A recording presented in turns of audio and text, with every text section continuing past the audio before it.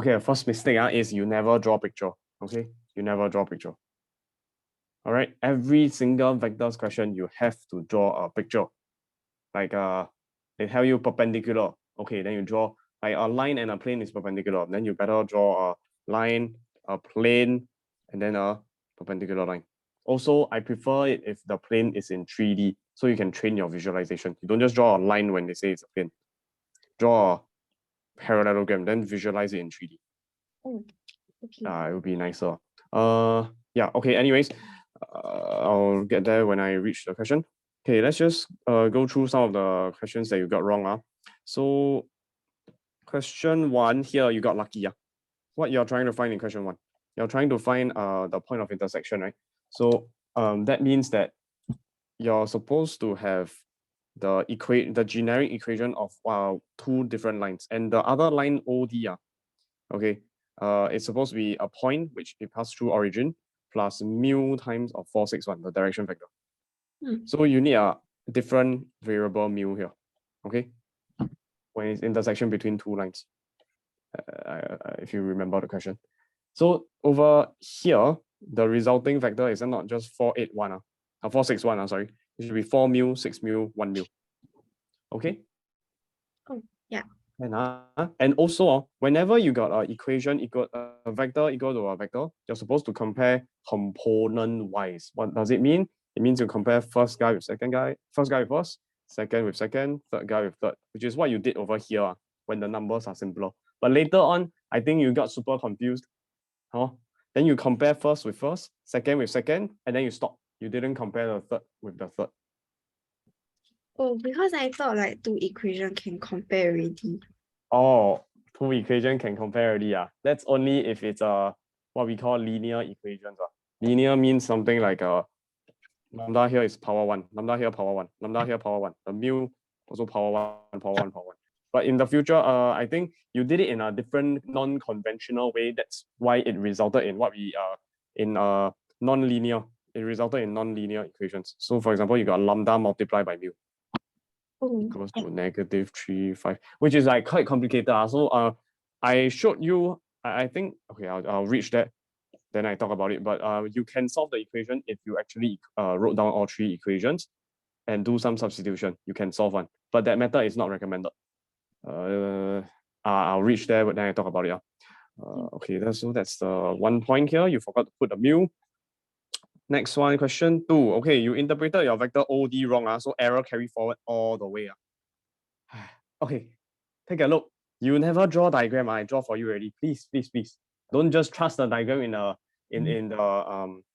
given picture, given by the question. You should also draw your own and label accordingly. I hope you can visualize. This is this OABC is actually a floor. Okay, so level 0, which means that the K component is 0. Over here, if you look at your point D, you're actually traveling 1, 2, 3, 4 units to the right. So that means your first component is a 4. Okay, first component, the X, the I. Then this one, M is midpoint. We already told you AB is 4 cm. Okay, this one need to assume that 1 unit means 1 cm. Also, midpoint here, M will be 2 cm, half of 4. So that's why you got 2 units, so 2J. That's why you got 2 over here. And then you go travel upwards. How many steps? 6 steps. Okay, I think it was mentioned in the question. So that's why over here, the third component is a 6. Do you understand now, vector OD? Oh, okay. Then you are supposed to deduce this from the diagram, the first step. Okay, so yeah, then likewise, OM, 420. M is on the ground floor, so this should be a component 0. Does it make sense? 1, 2, 3, 4, 1, 2, and then 0. Okay, good. Then this one, I told you to read the solution for the details. Okay, hold on a second. Let me bring up the question. Where is my question? Where is homework 3? Hold on a second.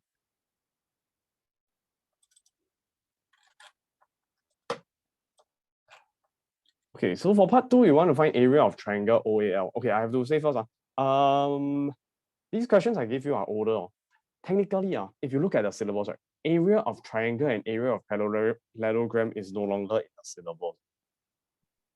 Oh, Okay, so the cross product. So maybe we can skip, but it may be tested under application. Oh, they may test you as an application. Like you're supposed to deduce on your own during the exam. But I think so. I think it's just good to know. Take the cross product.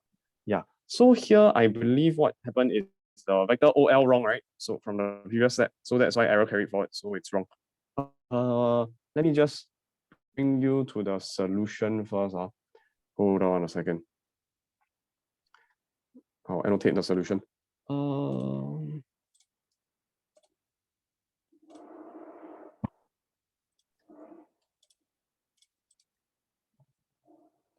to download the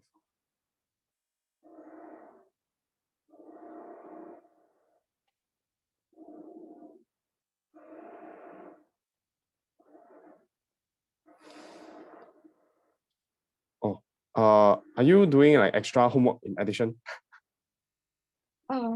what homework?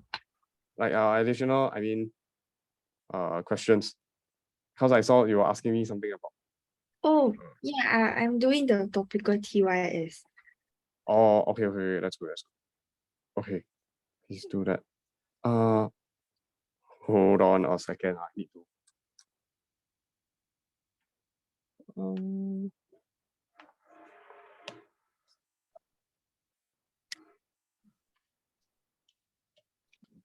Why is it not loading?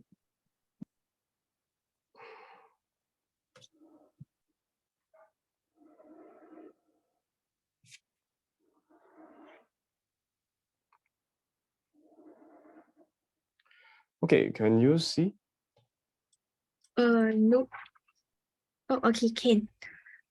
Okay, so this is the solution. Let's just jump straight to question 2. Okay, so for question 2, you want to find the area of the triangle, right? So this guy, you just simply need to take half times the modulus. Make sure you got modulus, okay? If not, this will be a vector of the OA cross OL. The picture here should be OAL. You want to find the area. So yeah, the OL is 233. Oh, because I think you know how to solve this, but it's just that you got it wrong for your OD. Okay, can. Then how about part 3? Let's see the question. Okay, should I bring up the question? You have the question paper with you? Yeah. Have I? Okay, good. So the acute angle between the lines ML and OD. So we should go back to the picture. Where is ML? Where's OD? ML is over here.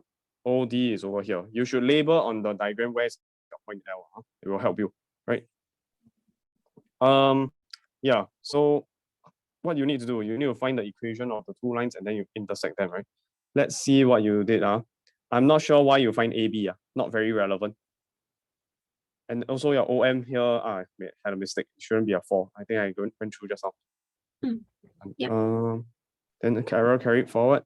Then okay, your idea is correct, but then you got the vector OM wrong.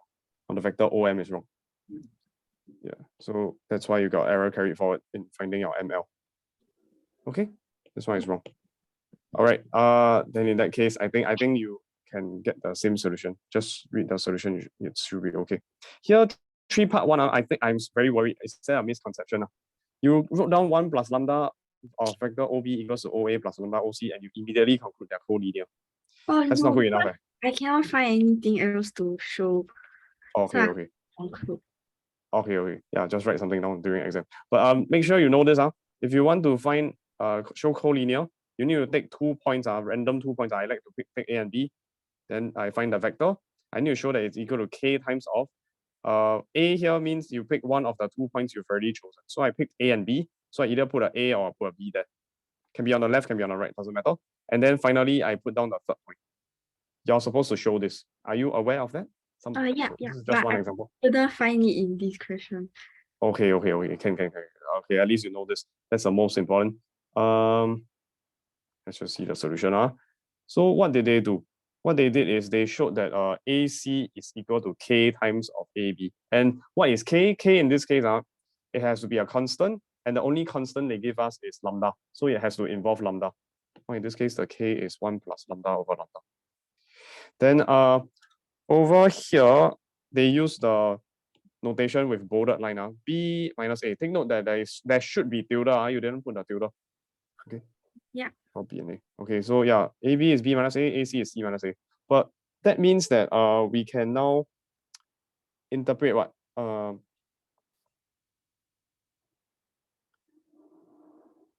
Okay, we got this this equation they gave us, right?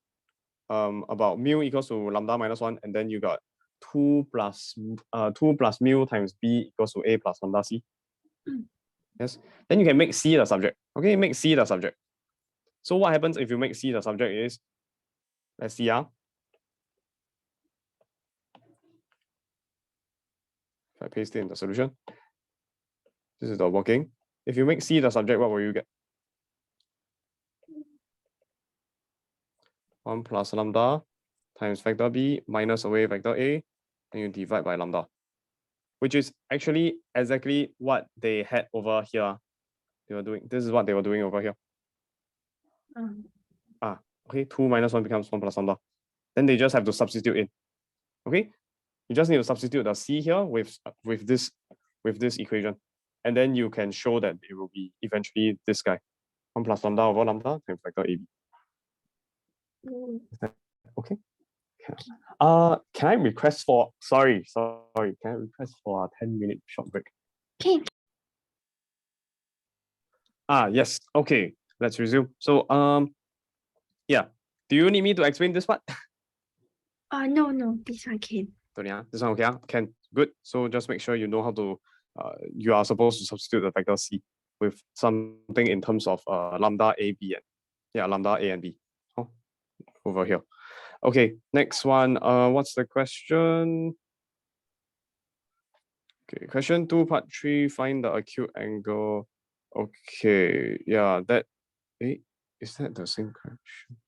No, it's question 3, sorry. Part 2, you let mu and lambda equals to 1 and 2 respectively. Then you have a vector, a vector A, a vector B. Find the position vector for point P that lies on line segment BC. So BP to BC is 2:3. Okay, so this one, when you see all this description of line segment, a point that lies on the line, what should you do immediately? Draw the triangle. Very good. Yes. And that's what you should be doing. Do you do that? Okay, this one you did. Okay, that's good. I think you managed to solve this. It's just a careless mistake. I think you mistyped in your calculator, or you misread it. There should be a negative one.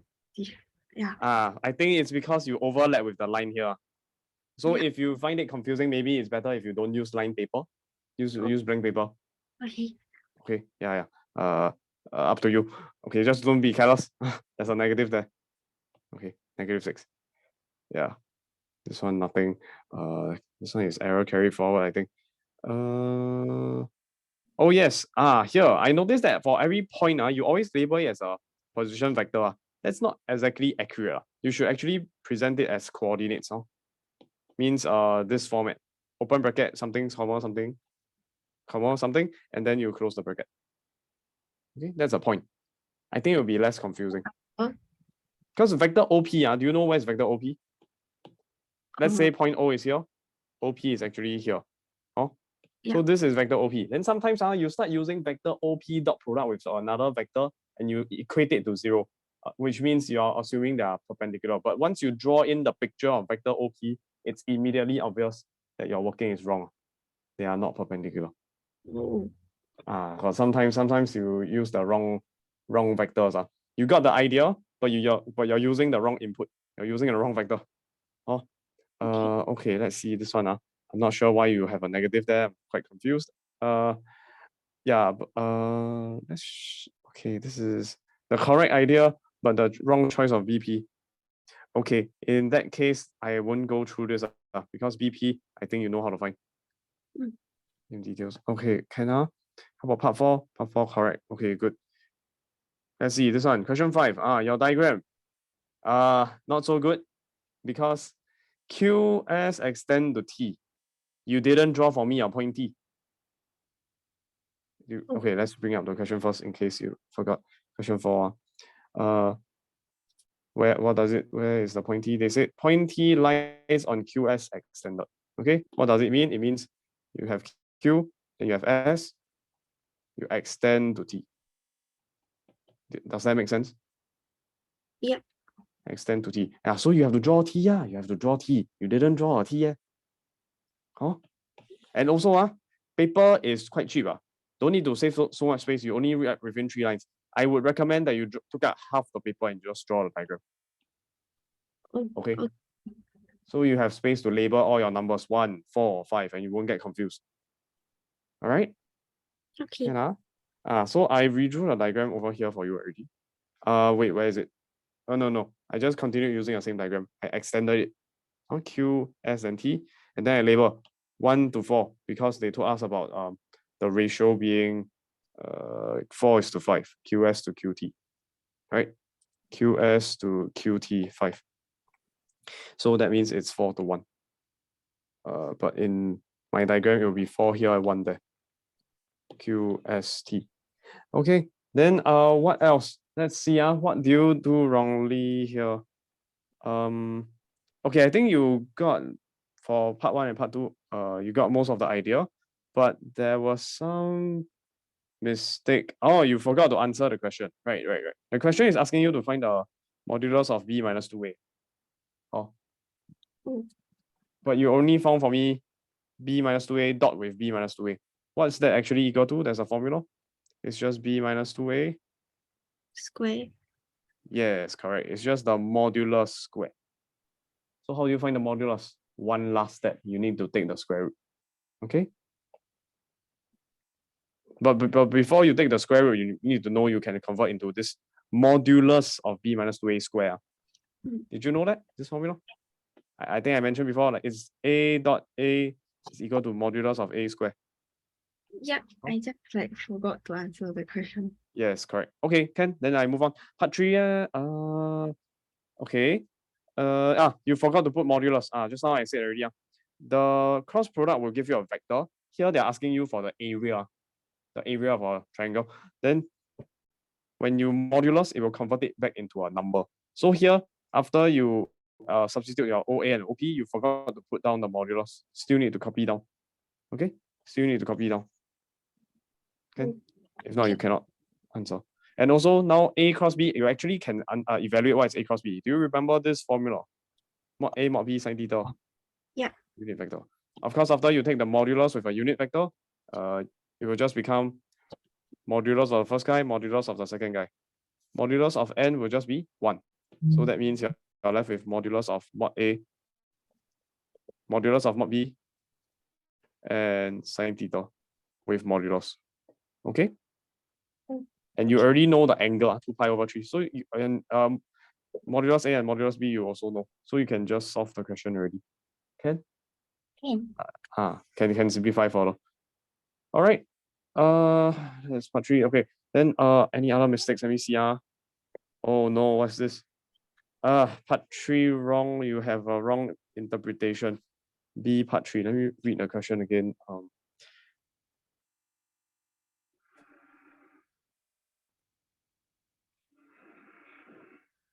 Question 6. Okay. 6 part 3, not B part 3. Reference to an origin, position vectors A and B are given. Lambda is a negative integer. Cosine of angle between vectors of A and B. This refers to OA and OB. Or the angle between OA and OB. The cosine is negative 3 over square root 70. Point M lies on line segment AB. AM equals 3MB. Wow, that's very confusing. What should you do? I draw a diagram. Draw a diagram. And the point C lies on OM. Lies on OM means you got a point O, you got a point M, then lies on. So it means that the line is somewhere, the point is somewhere here. Oh. Then, yeah. So you need to draw a picture. Must draw a picture. Never draw a picture, cannot solve this question. Yeah, no picture. You start 6 part 1 without a picture. Wow, very scary. Very scary. Very scary. I don't know how you do your algebra in your head. Very difficult. Draw a picture. Oh, you did. But how come your OC never connect the line one? Your line just tuk tuk tuk. Never connect the O to M. Okay, very funny. I'm not sure. Okay. Oh, by the way, I prefer ratios by circling them. I prefer to present my ratio with a circle like this to distinguish from my actual length. Oh, So okay. ratio 3:1. I think it will help. It will help. It has helped me quite a few times. I got confused quite a lot of times when I never draw a circle because I confuse it with a length. Okay, so just take note of that.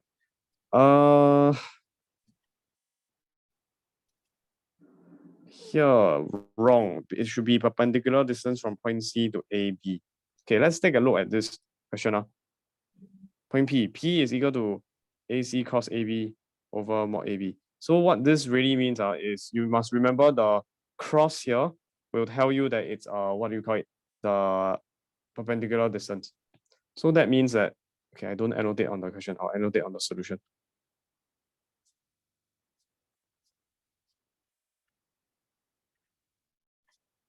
What question we at? Question 6. Yeah. This means that we have a vector point A at point Z, and then you have another point A and point B. Okay, of course you don't need to write point A 2 times, point B, then 2 vectors, then cross and then divide by the length of the second vector. What does that mean?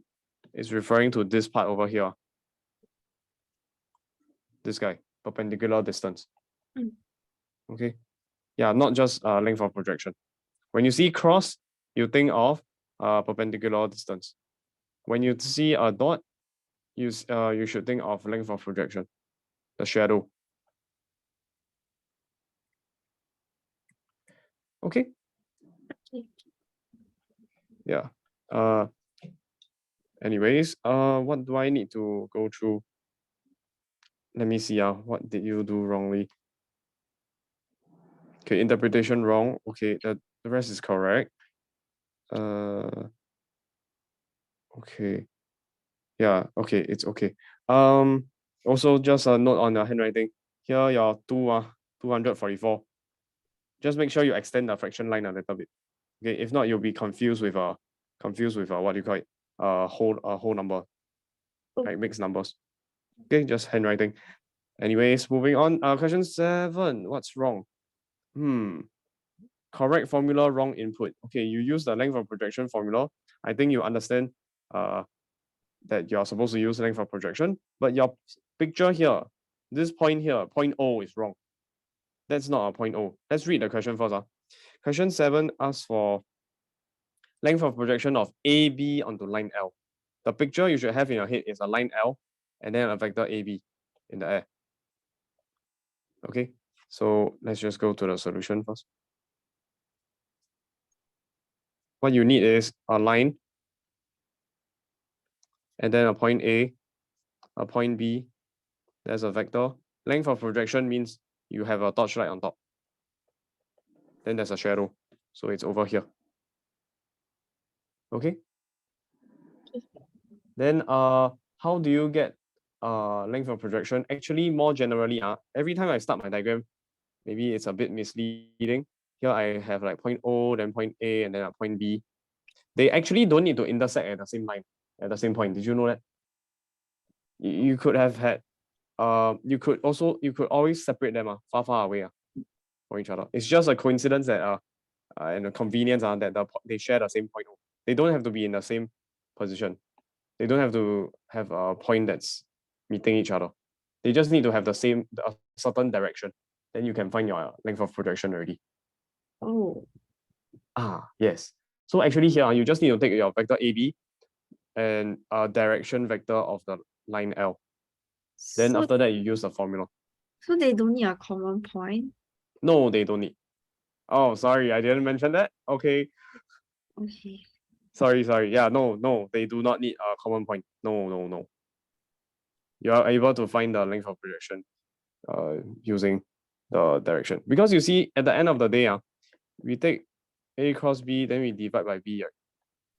The length of this guy doesn't matter, right? The vector B. So it means that you don't actually care about where it starts at. We only care about its direction. The distance doesn't matter, only the direction matters. And they don't have to meet at the same point. Okay. Okay, can okay. Next one. Yeah. That's it. Then that's why because of that picture, you just need to find a vector AB and then use the direction vector. Okay, so yeah, these two vectors are wrong. You're using point A and point B, which is vector OA and OB, I think. Oh, you're using vector AB and what is 608? Let me see. What is 608? And you're using point B, or you're using vector OB. That's not correct. Yeah, definitely wrong lah, huh? OB is not relevant. Where is OB? Point O could be somewhere here. Then OB will be this guy here. Oh, then what you're doing is you're taking dot product between the vector AB with the vector OB, which will totally be off. Not relevant to this shadow. Okay? Okay, next. Move on. Here, I am extremely confused. Vector equation of vector ON doesn't make sense, grammatically. Yeah. Oops. You only got vector equation of a line ON or vector equation of a plane. But here, what are you trying to do? I'm trying to find the equation, the vector equation that contains that like Point N. And yeah.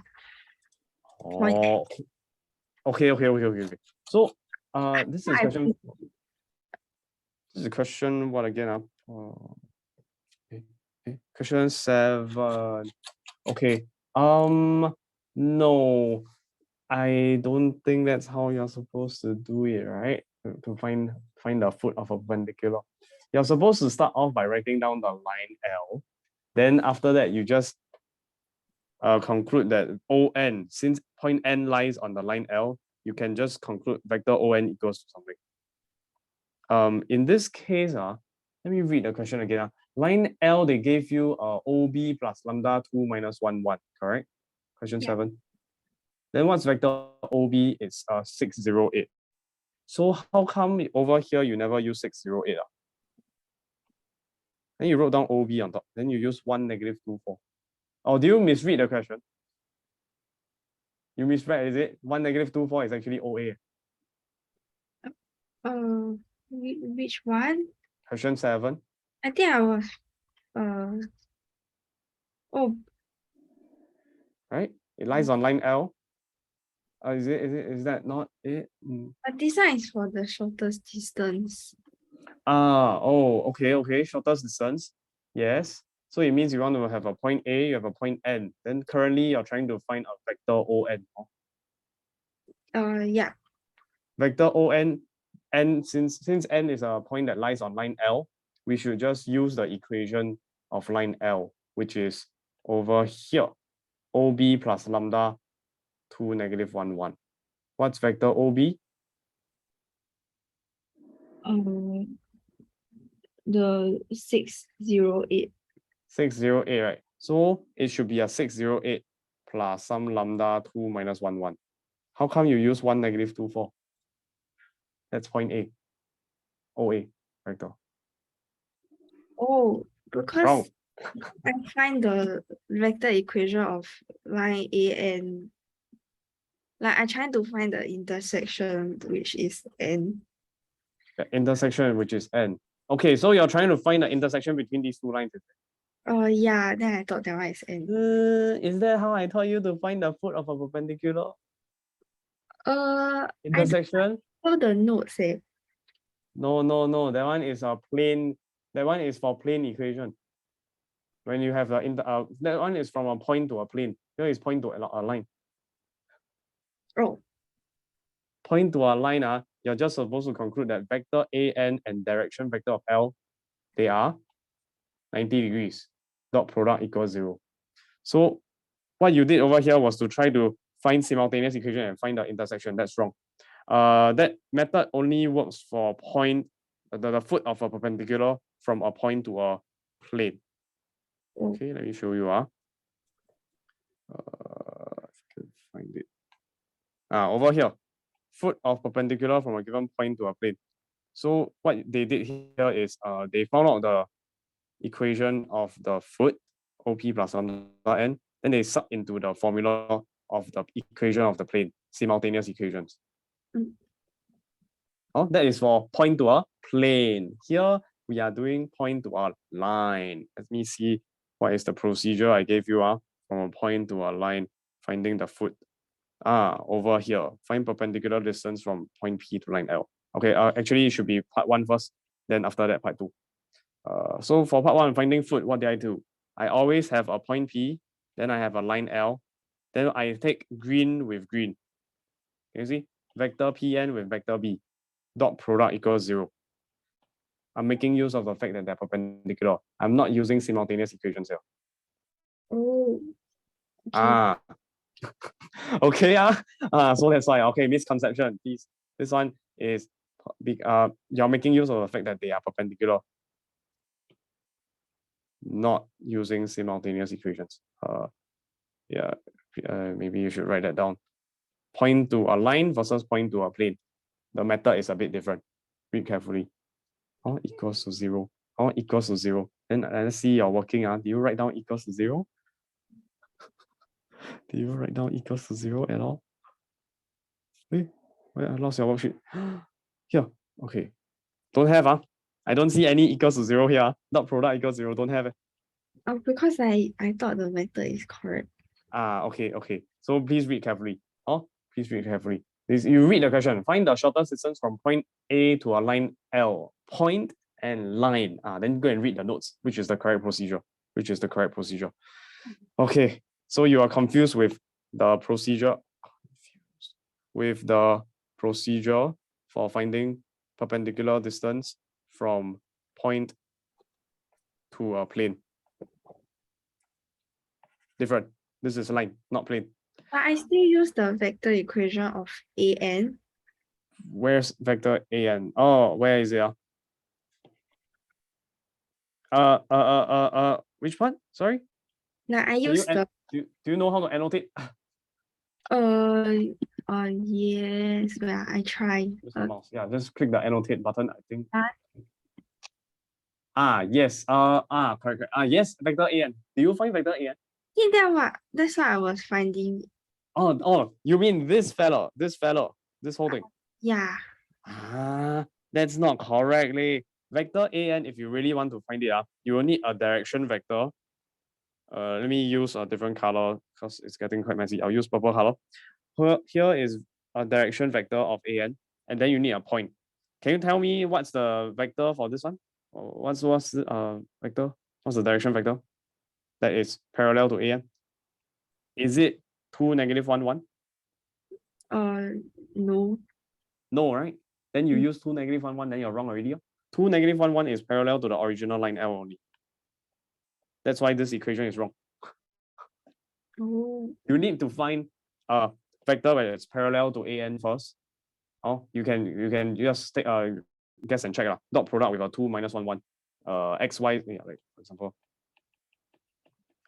Anyways, this method I don't recommend because it's gonna get quite messy. You'll involve many variables, which is not that good. You can just guess and check what's value of N X, Y, Z. minus OP. Sorry.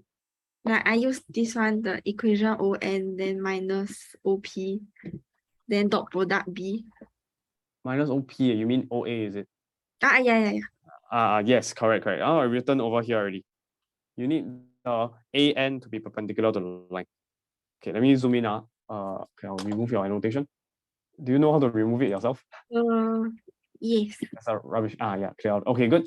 Yes. Okay, so this vector AN is perpendicular to a line L. So you just need to conclude that AN dot product with the direction vector of L, which AN I've skipped a step. I just immediately rewrite as ON minus OA dot product with the direction vector equals to 0. Maybe you should practice writing this down each time. Something perpendicular to another thing. Then it will become super obvious. I need vector AN, ON minus OA. Then how do you find ON? You just need to understand a line, right, is really just made up of many points. And one of those points happens to be a point N. So that means we can use the equation of the line and then for a specific value of N. You don't actually need to replace the mu with replace the lambda with a different letter mu in this specific case. What you should do is to write down for sum. Okay, let me show you the procedure that I gave you again here. Notice I mentioned the word for sum. Oh. The for sum. Why did I write a B? Oh my goodness. That should be a lambda. Okay, for some lambda. Oh, that's to tell me that I'm using a specific lambda value. Then I will get a specific point, which is point n, the position vector of point n. Okay, then so just sub in with ON minus OA, then dot product with the direction vector equals 0.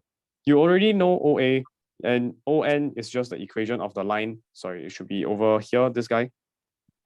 Then you can solve for lambda, and then you can find the foot. After you find the foot, you can find the position vector AN. Sorry, you can find the vector AN. Then you find the distance. Does that make sense? I don't really know when to change the variable, then when to keep it as lambda, like here. Oh, okay. Here, standard procedure. This one is finding foot of a perpendicular. Standard procedure, don't need change. It always can leave it as lambda. For this specific procedure, I gave you many different procedures. The times when you need to change is when you're finding the point of intersection between two lines. Then you got one equation, line 1, you got another equation, line 2. Both need the point plus direction vector, right? Then you need a lambda times direction vector. But for line 2, it's not related to line 1, so you need to change it to a letter mu. When it involves two different lines, then yes. Over here, I think what you are trying to do is to find the line AN, right? Which is different from the original line. That's why you use a different letter, is it? Yeah. AN not related to line L. That's why you use a different letter. Okay. I can understand your reason. But typically for solving foot of perpendicular, we are using this procedure, which does not require you to use a different variable. Okay? Can I leave you to read this on your own. Finding foot of perpendicular is very important. Okay, next one. What is this? Label coordinates of points in left to right. Yes, notation. Please label your point like this. Also, no diagram. AB cross B. You're finding area of something. You better make sure you have a diagram. Okay. Yeah. Then you use the wrong vector. What happened? This is vector OA. Instead, we should be using direction vector of the line. Yes, misconception about the dot product. You should be taking vector AB with the direction vector of the line. I color in pink color to make it more distinct. You should be taking these two. What you did instead is you took vector AB and you took vector OA. Point O is here somewhere. Then you take the dot across product. That doesn't make sense. Oh, I think I didn't draw the diagram, so I didn't understand what's going on. Actually, you did over on the top, but you didn't. You just drew it for fun. You never read the diagram. Yeah. Cannot just draw for fun. I must actually look back at the diagram. Yeah. Okay, so now this diagram here, this vector cross with this vector. What else do you need in the formula for finding perpendicular distance? Is it just cross? Wrong. You still need to divide by the length of that second vector. Remember? Yeah. The cross product formula. So here you made two mistakes. Number one, you used the formula wrongly. You forgot to divide. Number two, you used the wrong vector. Vector B shouldn't be vector OA. It should be the vector. It should be the vector 2 minus 1, 1, the direction vector of the line. Can? Can. All right. Next. Here, incomplete reasoning. This is a very challenging question. It will usually not be tested. This is a rectangle, right? But you assume that the OAN and PB are the same length, actually. There could be still these possibilities when you got 90 degrees. AN could be shorter, PB could be longer, then you get a trapezium. Or they could be all four sides are equal, then you get a square. So you haven't checked that case yet. Okay, but yeah, so also you need to actually check that these two lengths are equal. And also maybe good to find out these two lengths, they are not equal. Then therefore you get a rectangle. Okay? Okay. Yeah. Moving on. This one, I'm not sure why you wrote down vector OA. It should be vector OB. Part V. Let me see the question again. The question is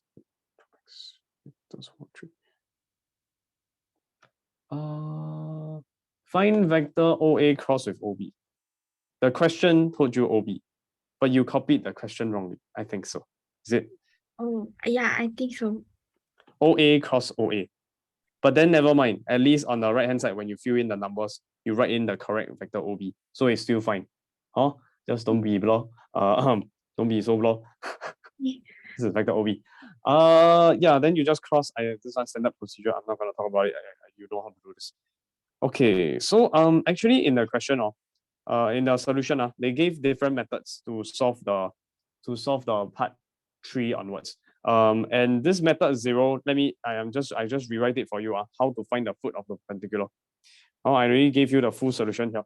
You start off with a line, and then you say n lies on the line L. So you just need to find vector on. You just copy down the equation with the exact same variable. But then you just say for some lambda, an element of real numbers. Then after that, you combine, you get the single vector on.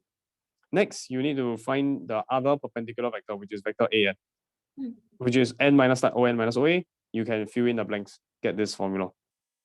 Then you know they are perpendicular, which means the dot product of vector an with the direction vector of the line. Okay, let me write this down. Direction vector of line L. Dot product must be equal to 0 because perpendicular. Then you can just take dot product equal to 0, solve for lambda equals -2, and then you substitute back into the formula for vector an. Then you'll be able to get 142. But that's not enough because vector an is actually vector an is not what the question is asking for. The vector an is just this direction vector. Sorry, not just this vector pointing in this direction, but we actually want the distance of an. Shortest distance from point A to line L is the same as finding the length of an. So now you just need to use the distance formula. Then you can solve. Okay. Then the other method, what did they do in method 1? What they did is they just used the cross product formula, which is what you did, I think. Because you got stuck halfway and then you did the second method. I think, yes, I drew a line here. At first, you tried to find point of intersection, finding foot. Then you cannot find, so you stop. And then you go and use and then you realize, oh, wait, they're just asking perpendicular distance formula. They're just asking for perpendicular distance, so you can use perpendicular distance formula. But you made the 2 mistakes. Maybe I should write this down, the 2 mistakes. Number 1, use wrong vector B. Number 2, use the formula wrongly. Wrong use or remember the formula wrongly. Yeah, I think I remember. Forgot to divide by. Never. There's always the fraction. The denominator must divide by the length of vector B. A dot B. Sorry, A cross B. Sorry. And then you modulus the whole thing. Right? Perpendicular distance must be across. Okay. I think you get that. I'm just gonna move on. Should I go through the solution? Okay, yes, I will do that too. Solutions. Let's see. They give you like method 1 and method 2. Method 1 is a bit more creative. You're rarely going to use this using Pythagoras theorem. Okay, so the picture here is point A, point N, there's a line L. Then you got a point B. Where is point B? Somewhere. Let me see. Point B also lies on the line L. This is a coincidence. This is only special to this question. Rarely we will ever have this, but point B also is on line L. So this is the picture. Can see or not? Yeah. I think it's on line L. Wait, actually, I'm not sure. Yes. In this case, it is because our equation of the line L is vector R, generic vector, equals to OB. Look, pay attention. I put down R and then I put a tilde. I must have L dot dot, then you must put down the R tilde. Equals to OB plus whatever. What do you know about this first point here? OB. It means that on the line L, it contains OB. No, not OB. Line contains points. So it contains point B. Oh. This point here. OB is a vector like this, point O somewhere here. It doesn't contain the vector. The vector, the green color vector is not inside the line.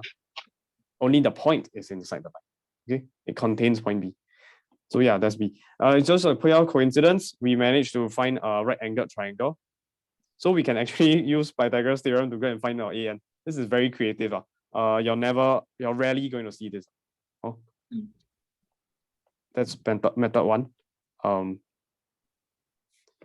Next one is method two. Just use the shortest distance formula. Yeah, the cross product. And then finding the foot, they never show you. That's why I put down a method 0 for you. Yeah, then now part 4, you want to show that there's a rectangle. This one, they first find out that P, A, and B, N, they are equal in length. Then therefore they conclude that it's a rectangle. Actually, technically, it could still be. Let me think. Oh, wait. Yeah, this is actually good enough already. You don't have to show that if it's a square or not, right? Because a square is just a special kind of rectangle. You can just say rectangle. It's not wrong to say rectangle. Yeah. Okay, can. Then the other way is to show that PA is parallel to line L. This guy and this guy is parallel. Then confirm you must have a rectangle already. And also these two are 90 degrees. Can? Can. Parallel, you can go and read the solution, how to show it's parallel. Just rewrite it as vector A equals to K times of another vector B. Then you conclude that A is parallel to B. Very similar to proving collinear points. Next question, part V. What's this? Okay, just double the area of triangle OAB. I think you got it correct, if I remember correctly. Yeah, this part is correct. Yes, twice the area of triangle OAB. Okay, next one, what went wrong? This one, blah, blah. Cosine 60 degrees is half. You times 2 over. You have to distribute into the Q and the 2. So it should be 2Q plus 4. Yeah. Okay, plus 4, not 2. So error carry forward all the way. Blah, blah, blah. Then that's why. Also, another algebra error here. Let's assume that this, this is completely wrong already. But let's just look at the algebra. -8 plus minus 4 root 6 over 4. What you can do is to split it up into two fractions. So you can get a -8 over 4 plus minus 4 root 6 over 4. This part, do you agree? Yeah. Yes, then what's 8 over 4 is a 2 with a negative in front. What's 4 over 4 is just a 1. Then times root 6. So you should have a -2. I don't understand. How come yours is still a -8? Oh, yeah. You forgot to divide? Yeah. Or is it a misconception? I forgot. Must remember, 8 Yeah. over 4 must become a 2. Can? Okay. I hope it's just careless. Let me know if you don't understand. Yeah, I keep forgetting to check my. Okay. Just be careful. Also over here, just one slight mistake is that here you got modulus. Then you eventually get Q plus 3. Q plus 2, sorry. You must still keep the modulus, by the way. Because you don't know for sure. The Q could be very negative. Q is -100. Then -100 plus 2, it becomes a very negative number. So here with the modulus, it's to ensure it's positive. You need to make sure you keep the modulus. There's a mistake here. You never put modulus. You drop the modulus after you dot product. Yeah. Okay. So in order to make sure you can get rid of the modulus, you have to square both sides. Squaring both sides. Because modulus, the purpose is to make things positive, but squaring does the exact same thing, right? When you square a number, it becomes positive. Yeah. Unless it's 0. 0 stays, or at least non-negative. 0 stays at 0, positive stays as positive, negative becomes positive. Also, after you square both sides, then you are able to get this expression. Then that's when you can officially drop the modulus. Okay? Yeah, then you can read the rest. The careless mistake, you know how to solve for Q. Okay, moving on, part 2. Okay, so here there's a mistake that you didn't do, which is to draw the line L1. This question is a bit special, so don't worry if you cannot do, but make sure you learn to draw the diagram. Draw the diagram. Let's take a look at the question. When did they mention point C? When did they mention point C? They mentioned point C when it was over here. Very sneakily, they said position vector of the point C on L1. This is the most important 4 words that you have seen in this entire question. Point C on L1. Okay. Point C on L1 means what? Point C on L1 means that you have to draw a diagram. A line L1, it cuts through the point C. Then what do you know if you have a point that lies on the L1? You can just use the equation of L1, right? Yeah. for a specific lambda, for some lambda. Mm. Just like how every time you find the foot of a perpendicular, point n lies on the line L2, you can just use the equation for some lambda. So likewise over here, you can also use for some lambda, or for some mu, depending on the parameter they use. Yeah, the line one L1 they use lambda, line L2 they use mu. Okay, they use mu. Okay. Yeah. So let's just read the solution. Your attempt is totally wrong. Don't try to do here actually almost correct. You dot product equals 0. Okay. You are trying to find the foot of a perpendicular. Okay, your method is actually on the right track, but not so accurate. Because over here, okay, what are you trying to find? Actually, can you answer this question? What are you trying to find? I think I did the wrong method like just now. Like I find the equation of like AC. Okay. I try to do the intersect thing again. Not really. No, you see, you do dot product equals 0, so you're not doing intercepting. You record that to find the foot you need to take dot product equals 0. You suddenly remember. Okay. So what are you trying to find over here? Vector equation of OA. This is very ungrammatical. Vector equation of OA. Very confusing. What is vector equation of OA? Why got why got a point OB also? I don't understand. Why do you use vector OB? OB is here, O is here. It's totally it's like OB is somewhere here. O or B. It's totally unrelated to the diagram. Why you use OB? I marked this. I'm very confused. I am very confused. How come got a vector OB suddenly pop out? Right? It's not relevant to the diagram, right? Yeah. What's the thought process? Why do you use OB? Or what do you mean to use? You're trying to find vector the line the AC, is it? I think I'm trying to find the L2 I'm trying to find the equation. You're trying to find the equation of L2. Look at question 8. L2 is given. I mean, this one, you're using the vector equation of L2, is it? But then you go and change the direction vector. So, why would you change the direction vector? That doesn't make a lot of sense. I mean, you're trying to, okay, I think what you're doing is you're trying to find this guy, vector AC, the line, the equation of like AC. Okay, so you should have written down vector. Okay, I get what you're doing already. Right, it's the same as just now. You're trying to find the vector equation of line AC. So this orange color line. So you want to find R equals to a point. Let's say you use point A, a point that it passes through. Right? Remember, a line formula, vector equation of the line, you need to have two things: a point on the line and the direction vector parallel to the line. So the point first, you use point A, which is 033. Okay, then plus some lambda 2. That's what you did. Lambda 2 multiplied by a direction vector. Now tell me, do you have a direction vector of CA? Is it okay to put down vector OA? Is this direction vector which is parallel to a line AC? No, right? So that's why it's wrong. That's why I'll actually you didn't use OA, you use OB, but still wrong. Still not parallel to the AC. Do you understand why it's wrong now? Yeah, I don't know what I was doing. Okay. So just find the foot first. OA. Find the foot first. OA, which means you just take the equation of L2, copy paste only. Okay, I show you the solution. This is question 8 part 2, sorry. Question 8 part 2. Okay, since C lies on line L1, so you can just use the equation of L1. Okay. And then after that, you can just let me think. Line L1. Yeah, correct. Okay, then you just copy and paste the equation for some lambda. You see, all the solutions will always write down for some lambda. Just a specific lambda you want to solve for. Then what else do we know? We want to find vector AC, but it's really just n minus start OC minus OA, standard procedure. Then you just substitute in. OC is this guy, minus away OA, which is 033, and then you can get this as your answer. Okay, let me just write this down, 033.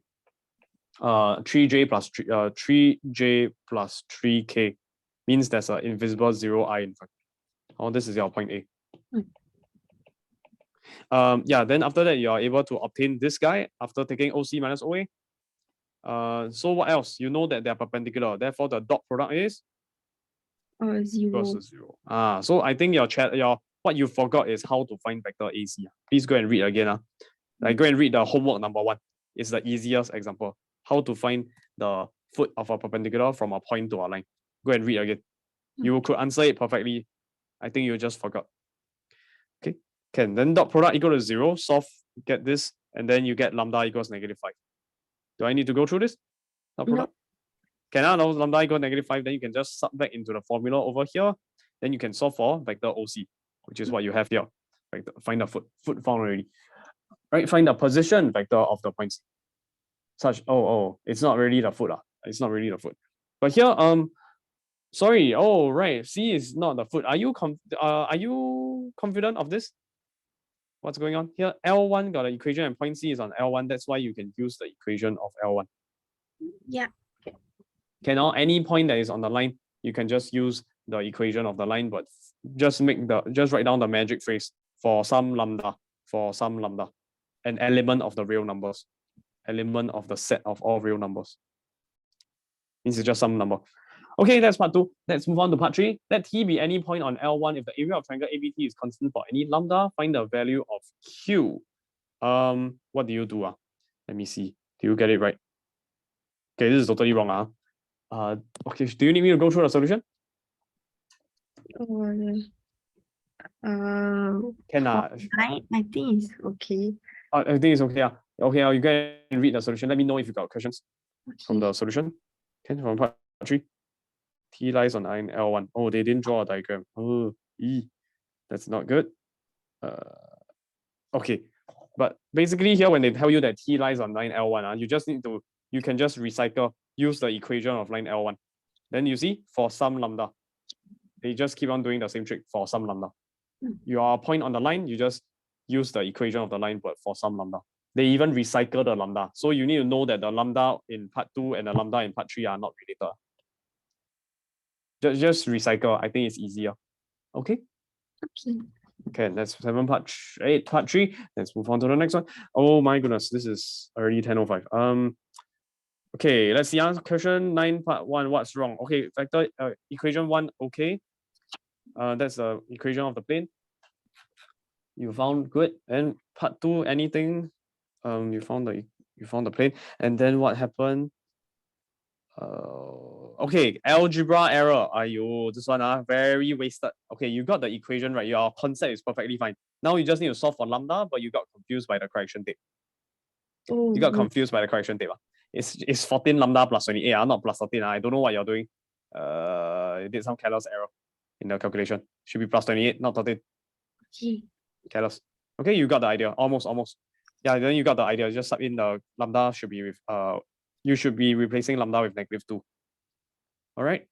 Yeah. Next, part 3. This is tick and a cross. Why did I put a cross there? I forgot. You got the correct idea, but there was error carried forward. Right. Yes. Just use the ratio theorem, right, to find the vector. Okay. Yeah. So just error carry forward. Nothing to go through. Part 4. Planes. Find equation of line of intersection of pi 1 and pi 2. Remember or not? Look back to the easy questions. The homework number 1.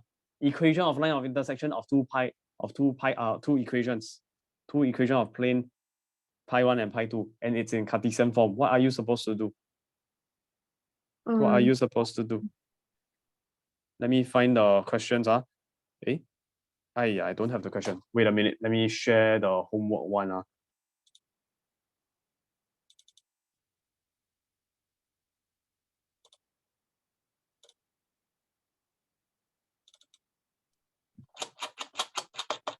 So this one is this one. Can you see? This is question 36 part 2. please always go back to your homework one. Homework one is a list of all the possible types of questions that can come out, but the easiest, most direct form. It will always boil back down to one of these questions. Okay. Okay.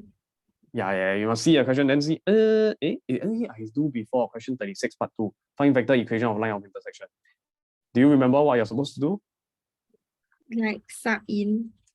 Sub in, don't need. Very easy one. Just use GC can already. Oh. Just use GC. Yes. This one, you better make sure you know this during the A levels. Oh, you got the actual equation already. X plus Y plus 2Z equal 9. 2x plus 4y minus 3z. You want to find the point of intersection, the line of intersection. Just use GC. Don't need to manual. Okay. Can. Let me find your solution. Where is it? Over here. So don't need to be so long-winded and solve on your own. Just use the GC. It's okay. Wait a minute. That's the wrong worksheet. This is the correct one. Yes. Don't need to do it manually. Just use a GC. Just use a GC. Okay. Can. Oh, sorry. I forgot to share screen. Wait. No, I didn't do much. I'm just trying to find your attempt. Very difficult to mark. Okay, yeah, so this one, you got a pi 1, you got a pi 2, just use GC. Just use a GC, type in a GC. Do you need me to show you? Don't need. I Don't need, just use GC. Yeah. Okay, can. Then move on. Question 10. Let's see. Question 10, we have two planes P1, P2 with those two equations respectively. They intersect in a line L. Find the cosine of acute angle between them. Okay, perfect. Good. Yes, you know how to use the normal of the two planes to go and help you find the acute angle or the cosine of the angle. So maybe it would be nicer if you can just say, you see here, you cosine, you never write down an angle. You must have a chicken egg with a line in the middle. Theta, theta. You can, or any other symbol. So it would be good if you say, let theta be the acute angle between the planes. Write a short statement like this so that you can present it nicely. But anyways, you got the answer, so I'll move on. Part 2, find a vector equation of the line L. This one again, don't need. This time you use GC. How come here you remember, then just now you forgot? I don't understand. Very funny, but yeah. So yes, you got the equation right. Yeah, yeah. Okay, I think if when you saw the question the second time, then a part of your brain got triggered. You're like, oh wait, I can use GC. Okay. Yeah, well, you forgot to use it and you saw it the first time.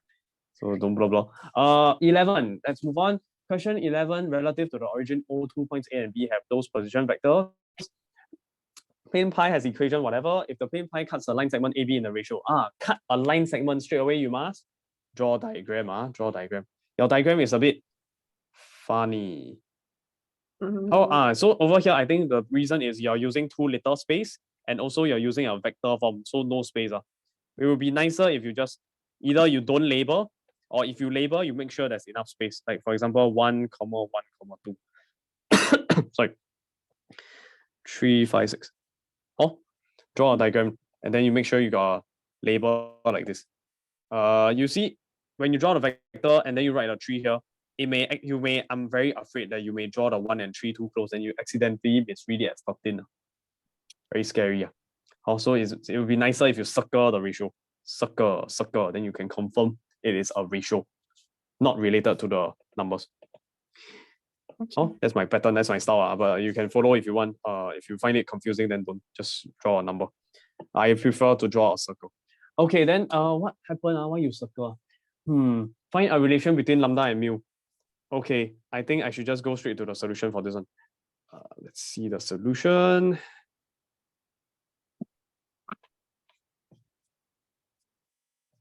Question 11. Is it 11? Yeah, it's 11. Okay, here. They tell you that you have this ratio 1:3, right? Then what else? Straight away, you can use ratio theorem. Correct or not? Yeah. And using ratio theorem, you can get OX equals to 1OA plus 3OB, not divide by 1 plus 3, which is 4. substituting the OA and OB, you're able to get your OX. Oh. Then this special case, special scenario is that the plane pi cuts the line segment. What does that mean? It means you must imagine it as like a piece of A4 paper, and then you have a satay stick that's poking through it. Then the point of intersection between the line and the paper, the satay stick and the paper, is a point X. So that means that a point X lies on the pi, lies inside the plane pi. Does this make sense? Yeah. Can visualize. Then what happens when you have a point that is on the plane itself? It means that you can just use the equation of the plane. You can just sub in the vector r, or the r dot with 2 lambda 0 equals to mu. That's the equation of the plane. You can substitute this r here with vector ox. Okay. That's how you use this fact. This one is a non-standard question, so really need to be creative. You need to understand that whenever you have a point on a line, let's say for example 1 2 3 and then 4 5 6, lambda 4 5 6 for lambda element of real number. If you have a point on a line L, it means, let's just call it point P. It means that you can just conclude that OP equals to what thing? Copy and paste. Okay, it's exactly the same thing, but magic phrase behind, you must say for some lambda. Yes, good. Then let's say now you have another plane pi. Is r dot with, I don't know, 457 equals to 10. Then you have a point P that lies on the plane pi. What can you conclude about OP? What can you do with OP? Can sub into the plane. Sub inside, and then you can get OP dot with 457 equals to 10. Okay, maybe I should include what I should edit my homework one. I need to include one simple question like this. Yeah, so basically you have a point on the equation of whatever, you can just sub in. Or you can just use it. Oh, sorry, you're right. Yeah. Here, what I'm doing is I'm also subbing. I'm just replacing the R here with the OP. You notice that? The R got replaced with OP. The R here got replaced with OP. Can see? Okay. R gets replaced with OP, R gets replaced with OP.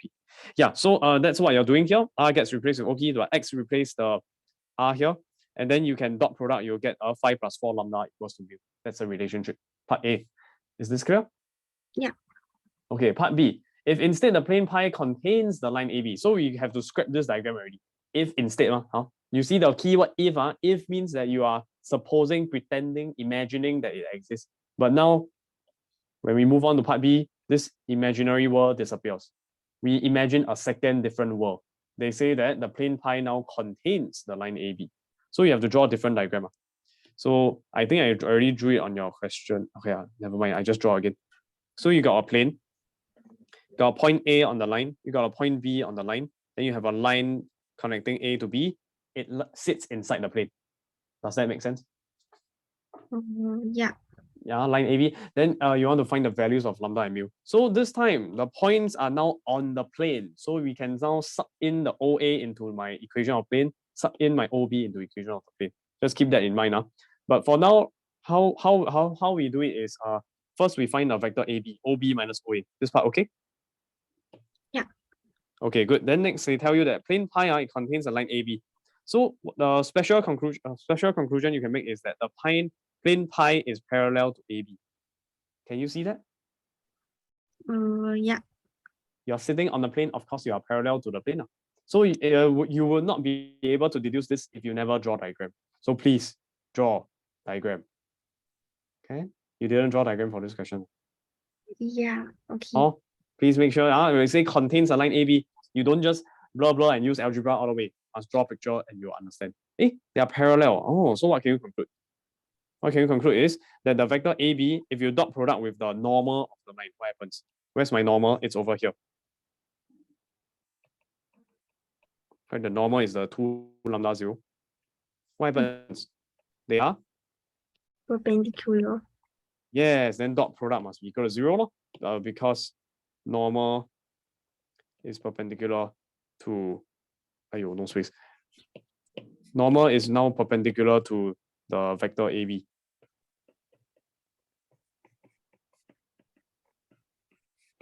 Okay, that's how you get this. Okay, then solving, you can get lambda equals -1. Can? Dot product, then solve for lambda. Can? Okay, then what else? We know that point A and as well as point B, they lie inside the pi. Here, this question, they chose to use point A. So that means you can sub in the OA into the vector R. OA in this case is 1, 1, 2. So you got the equation of the plane as well. You can just sub the 1, 1, 2 inside the R. Then you get this. Is this clear? Oh, and also replace the lambda with -1. Can? Yeah, then after that, you can solve for mu. Can? This is a very creative question. You need to draw diagram. You have to draw diagram. Then you can solve. Can? Moving on. Yeah, you don't draw diagram, you don't look at the practice, then you're gonna have a difficult time in A levels. Next part, question 12. The line L passes through the points A and B. Let me find your attempt. The line L passes through the points A and B with coordinates 1, 2, 4, and 5, 4, -2. You have a plane P with that vector equation. Show that the plane P has Cartesian equation. Okay, this part I think you got it. If I can find your attempt first. Question 12.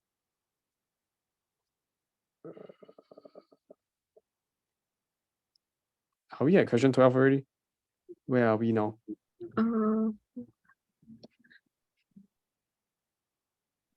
Okay. Oh, sorry.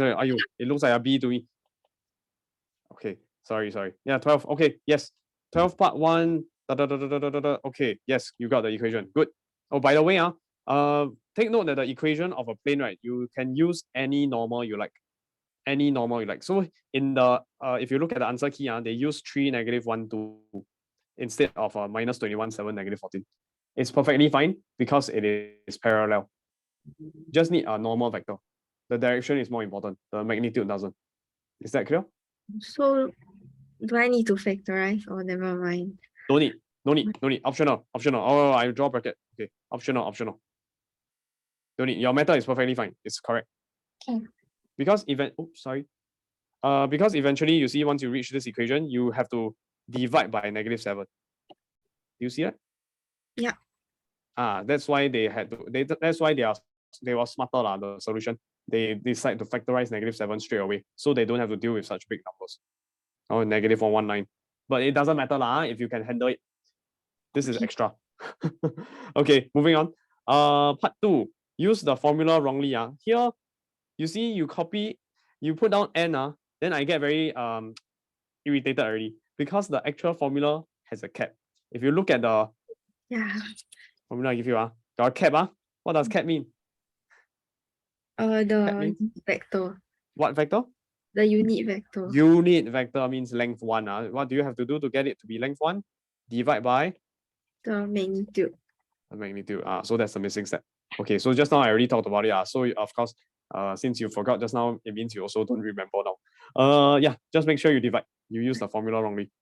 You forgot to divide. Okay. Can. Next, moving on. Part 3. Let me see. Find the coordinates of the point of intersection of the line L and the plane P. This is when you can really use your substitution that you really love so much. This is the time for you to do it. And that's exactly what you did. However, notice when you got three components equal to 3 components, you're supposed to compare first component with first, second with second, third with third.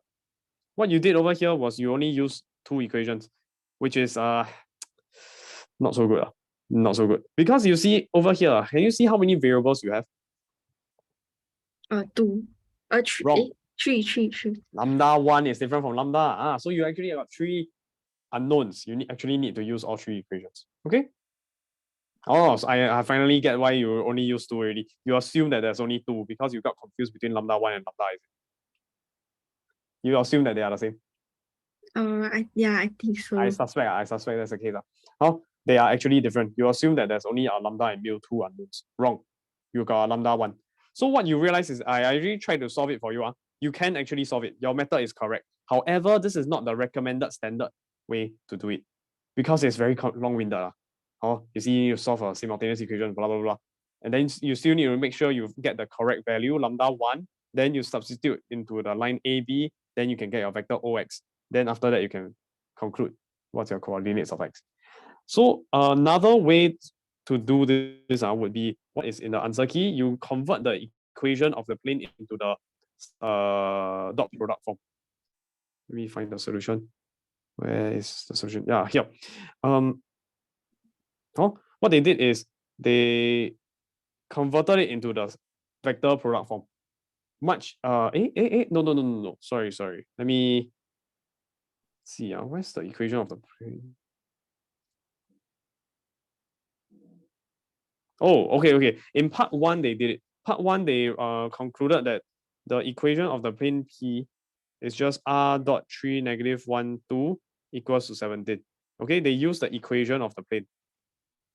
You know how to find the equation of the plane, right? The normal, just take the cross product. Yeah. Don't need to go through. Yeah. So this one is the plane. Then after that, what they did is they just use the equation of the plane. Why? Because it's a lot easier. They take the equation of the line, the vector r, they sub in inside here. Then what you realize? How many variables do you have now after you sub in? 1. Only one single variable, much easier to solve, right?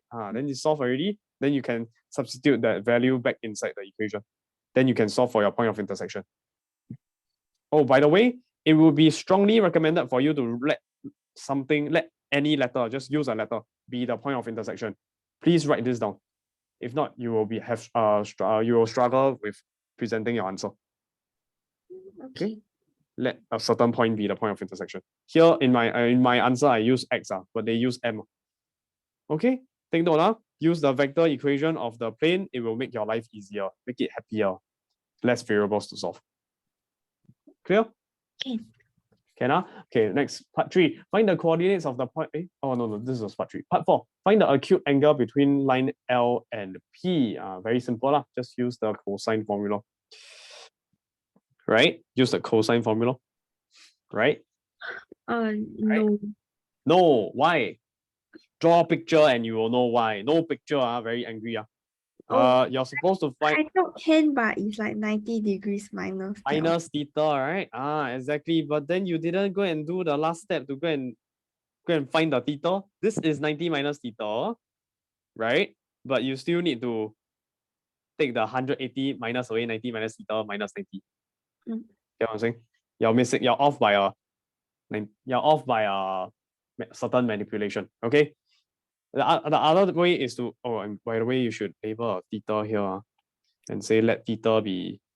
Okay, let theta be the acute angle between line L and P. Please do include this statement, be complete in your answer. So it's either you use sine inverse or you find out this is not theta. This should be 90 minus theta. 90 minus theta. So here is cosine inverse of 90 minus theta. So you solve for 90 minus theta, you still need to solve for theta. That's the missing step. Okay? You didn't put in that last step. Okay, let's see what the answer key do. They just use sine straight away. 78 minus 8. Please ignore this.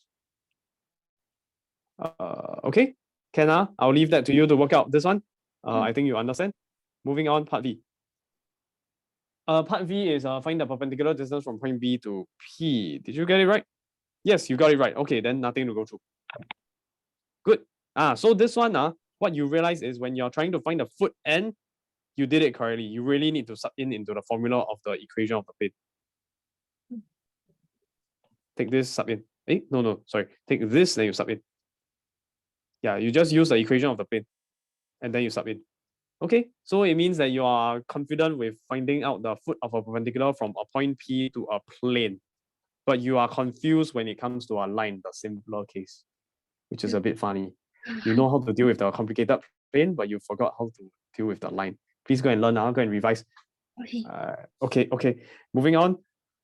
Question 13, part 1. You got the position vector of A, you want to find it, and it is a point of intersection between a plane pi1 and a line L1. What do you do? Oh no, error carried forward. I forgot. What do you do? Oh, 3i minus 2k. Oh my goodness. 3i minus 2k. Can you tell me what is it equal to? Still 3i minus 2k. No. In terms of component, first, second, and third. Can you tell me respectively? 3, 0, negative 2. 3, 0, negative 2. What do you write over here? Oh, 3, negative 2, 0. You swap it around. They were trying to trick you. Oh, minus 2k instead of minus 2j. Can yeah. Then everything else I think is okay. It's just error carry forward. And then part 2 circle, part 3 circle, part 4 also circle. Okay, I'll go through the question. Question 13. Let's go. Question 13. Here, see many different extra diagrams. You can ignore the bottom part here. Something about chemistry, wedge diagram. Ignore this part. Focus on this guy and focus on this guy. Okay. Yeah, should just. Yeah. Okay. Oh, sorry, I got rid of the 5.5. Okay. Let's read the question. You have the question with you. I'm gonna read it. Yeah. Everybody. The equations of two planes pi1 and pi2 and the equation of the line L1 are as follows. Blah blah blah. Part 1, find the position vector of A, the point of intersection of pi1 and L1. Okay, you got that. I'm gonna skip. Part 2, find another line L2 which lies in plane pi1 and passes through point A and is perpendicular to L1. You should have a picture. You never draw a picture, you cannot solve this question. Here is the picture. I draw for myself a plane pi1, and then I have a line L1 which intersects it at point A, right? So I draw L1 intersect at point A. Okay. And they tell you that it is perpendicular. So that's why I make it 90 degrees. Is that clear? Yeah. Okay. Let me tell you first, before I continue, that this diagram is misleading. Why? I'll explain later. But for now, you can accept it's 90 degrees perpendicular. Okay. Line L2, can It's actually misleading, but this is one possible way of having a perpendicular line L1. Let's continue reading. What else we have? Another line L2 which lies in pi1. So where's my L2? Oh, it's sitting over here. Oh, I already draw it. Sorry. Yes, can. Then now the question is asking us to find a vector equation of L2. How? It's good to label all of the normals of the plane. Oh, by the way, among the three equations of a plane, my favorite one is always scalar product. Why? Why is it my favorite? Because it is the one that has the least amount of work. You can just directly sub in the R. There's fewer things to write, and it looks neater. It's very useful as well. So this is the best one. Always go for scalar product form. Cartesian, convert into scalar product. XYZ, convert into scalar product. The vector equation, point plus lambda times the direction plus mu times the second direction, you always convert it back to this guy. Cross the direction vector to get the normal. Yeah, so anyways, we got a normal 3, 0, negative 2. That's from the equation of the plane. Do you agree? Yeah.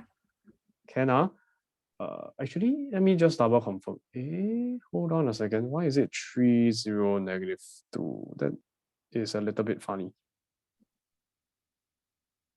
Oh, no, sorry. This is normal 3, 0, negative 2. That's not direct.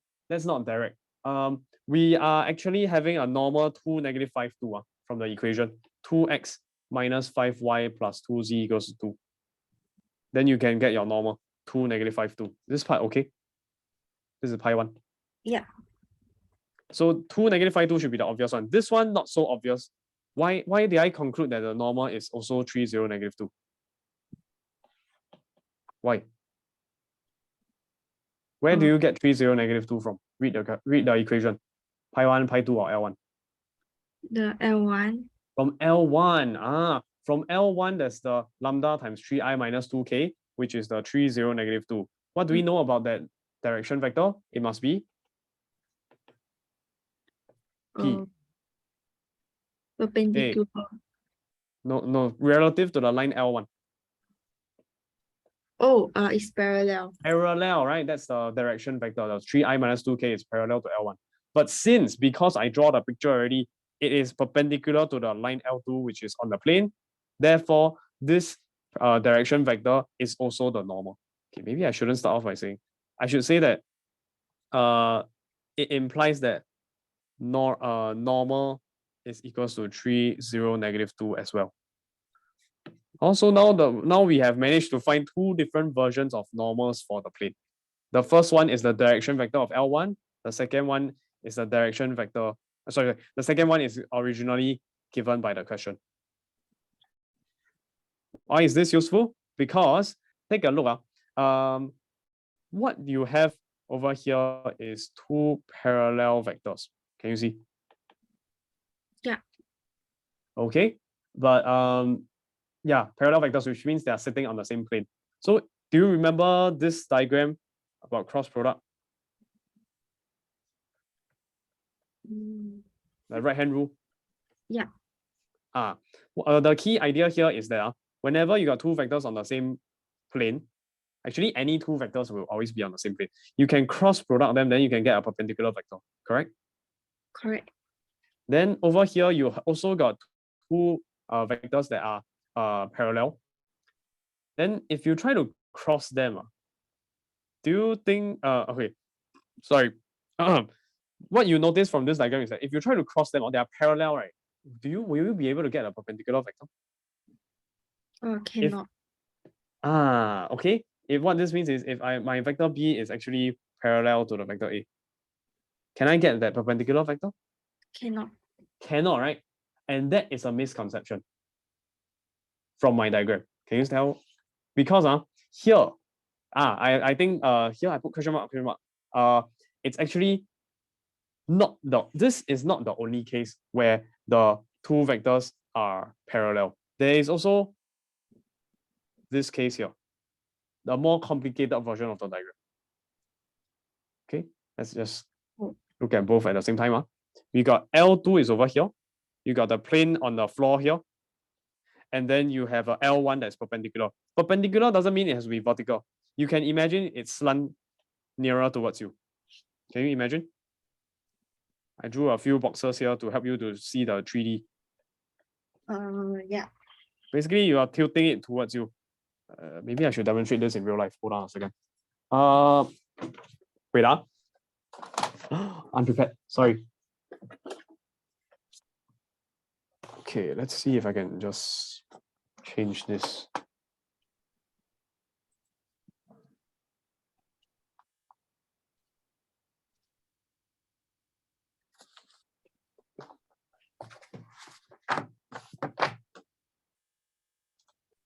Hi. Okay, so what we have, let's say that we have this piece of paper. It's just a flat piece of paper, the plane. Then we have another plane here, if you can see. Oops. Okay, you can tilt it nearer towards you. Tilt it nearer towards you, like this. And then you can have imagine this second piece of paper that I'm holding on my right hand. You can tilt it nearer towards you, and there is still a line on that plane. It will still be that line will still be perpendicular to a line on the plane. Let me just draw a picture. Wait a minute. I need to get a pencil first. Hold on a second.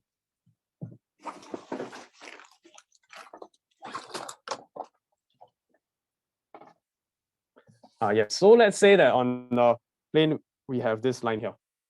Can you see? A line here like this. Then we can have another. Then our second plane is over here. It can be perpendicular like this. Okay. Or it can slightly slant towards one end, or slightly slant towards the nearer towards you. And let's say that you have a line like this. Okay, can see? Okay. Perpendicular, can see? Perpendicular? Yeah. What I'm saying is sorry. What happened? Can you see my screen? Okay, can. So what I'm saying here is that even though it's perpendicular, my original diagram was drawn like this. I could always slant it towards the back, slant it towards the front. It will still stay perpendicular. Can you see the 90 degrees? Oh. It's still 90 degrees, right? Okay. Got that picture in mind? I'm gonna go back to my picture. Okay. Back to the virtual world. Whoa, wrong. Okay, wait. Let me pause share first. How do I pause? Yeah, that was a trip to the real world. Now we are going back to our paper and pen. So yeah, so this is what I'm trying to draw. Whatever I visualized in real life just now, this is what I'm trying to draw. And the main point here is that you got a vector L1 pointing in this direction. You got a normal to the plane pointing in this direction. What do you notice? Are they parallel? L1 and This 2, -5, 2 is the normal of the plane, and I translated it over here. Okay, this is 2. This guy is 2, -5, 2. This other guy, maybe I should color code it. Red color is my normal of the plane. Then purple color will be my normal, direction vector parallel to L1. Okay, then here will be my L1 and of course the direction vector as well. Now look at the purple, look at the red. Are they still parallel? no. No, yes, very good. In fact, they're called skew lines. So over skew lines, you already know this. So over here, when I initially asked you parallel already, then you cross, you cannot get perpendicular. That is true. But that's assuming that they are parallel. And that's because of my misleading diagram. Oh. So this 2, -5, 2, I should use a red color.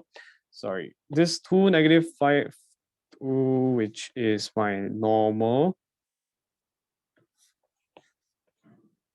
is actually not parallel.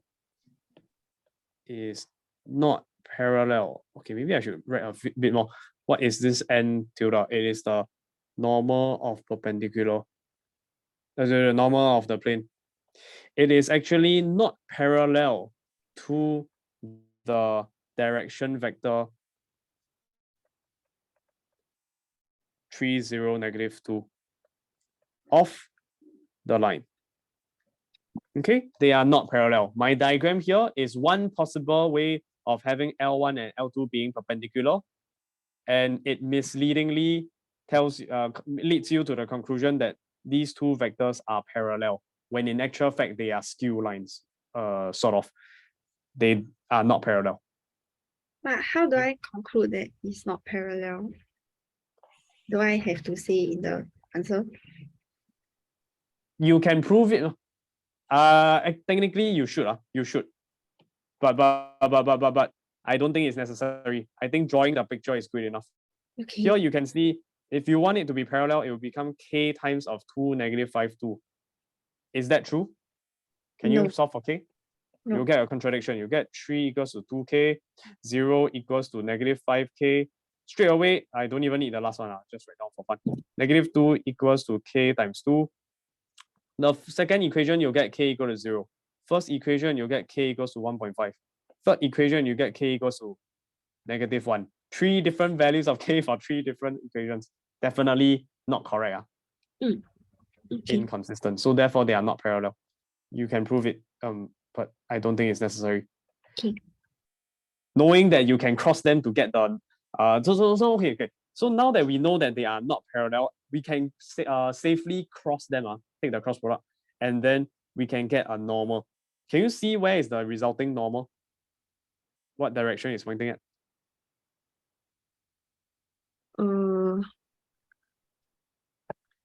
If I just translate my vector n here towards the left. Oh. Do you notice that the perpendicular, the cross product, the perpendicular will just be the direction vector of L2? Can see or not? Do I see Here's a that? plane, then you have a perpendicular. Can see or not?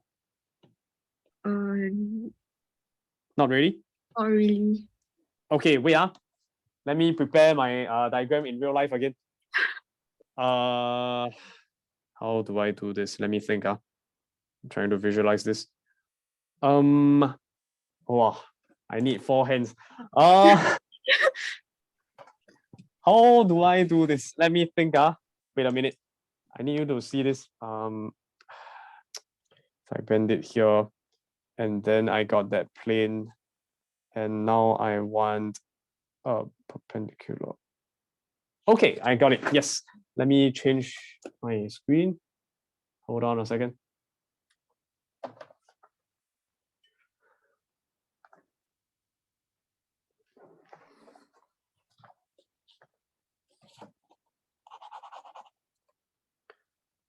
Resume. Okay. See, here is the original plane on the floor. There's a line. That's a L2 actually. Can see two, number two. This is two, L2, L2. Then you got another plane like this. That's perpendicular. Okay, you bend towards. Can you see that there is a oh, how do okay. Can I just prop it up like this somehow? Hold on. I'm not prepared. How do I prop it up? Wait a minute. Give me a moment. I need to find something to prop it up.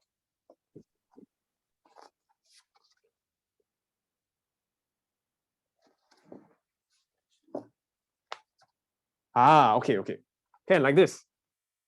Oh, too big. Okay, can you see? Can you see?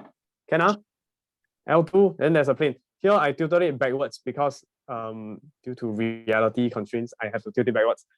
So what I'm saying is that when we have a L2 here, and then we have our if we just look back at the screen, look back at the diagram we have here. There's a L1 purple and there's a normal that is also within the same plane. I'm trying to visualize where is my green color plane now. Let's look. If I tilt it backwards, oh no. Wait, I'm so sorry. Yeah. Okay, I didn't think I would be doing this. Can't stand. Okay, close enough. I'm sorry. This is so horrible.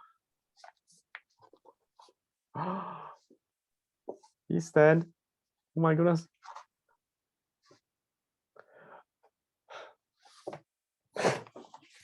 I'm sorry. Wait a minute. Okay. Okay, this is the problem with online teaching. All right, I made it into a hut. Okay, so yes, look again. Purple color L1, red color vector N. Where are they? I'm trying to visualize it on this diagram, on this real life. I think you can see that there is this imaginary plane. Can see, L1 is somewhere here. The normal is this pencil. Okay, I move my diagram around. I hope you can see. Okay, this is my normal, the pencil marking. L1 is somewhere here. They are sitting on the same plane. So what happens when you cross them? You get the resulting normal over here, this direction, which is the same direction as the L2 on the floor. Can see or not? N is here. How I should get a pencil. Okay, follow this pencil. This is the normal, and this pointing from a point in space out to here. Okay, that is your L1, or is it L2? I forgot the letter. I forgot to subscribe. The line basically. That's the direction of the line, and that's the direction of the normal. If you cross them, you'll get the resulting vector pointing in the direction of L2. Does it make sense? Yeah. These two are essentially perpendicular. After you cross them, you'll get your L2 direction.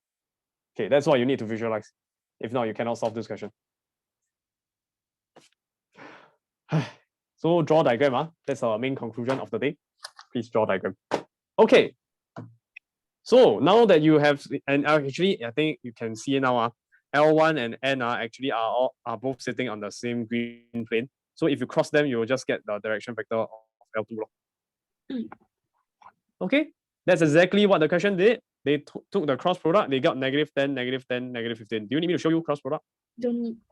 Don't need, okay, trust me that this will be now a perpendicular, sorry, a direction vector which is parallel to L2. Okay, so direction vector of L2 is 2, 2, 3. Eh, how come they convert from minus 10, minus 10, minus 15 into 2, 2, 3? What happened? What they did is they factor out -5. Can you see? Oh, yeah. And since we don't care about the magnitude, we just use the simplest form, 2, 2, 3. Just the direction is fine. Direction vector. Means there are many possibilities. You just take one. 2, 2, 3 is the direction vector of L2. Therefore, we can use the formula, a point plus mu, a free variable. In this case, they use mu of the direction vector. Mu times the direction vector, 2, 2, 3. But what's a point? What's a point that is on L2? What does L2 pass through?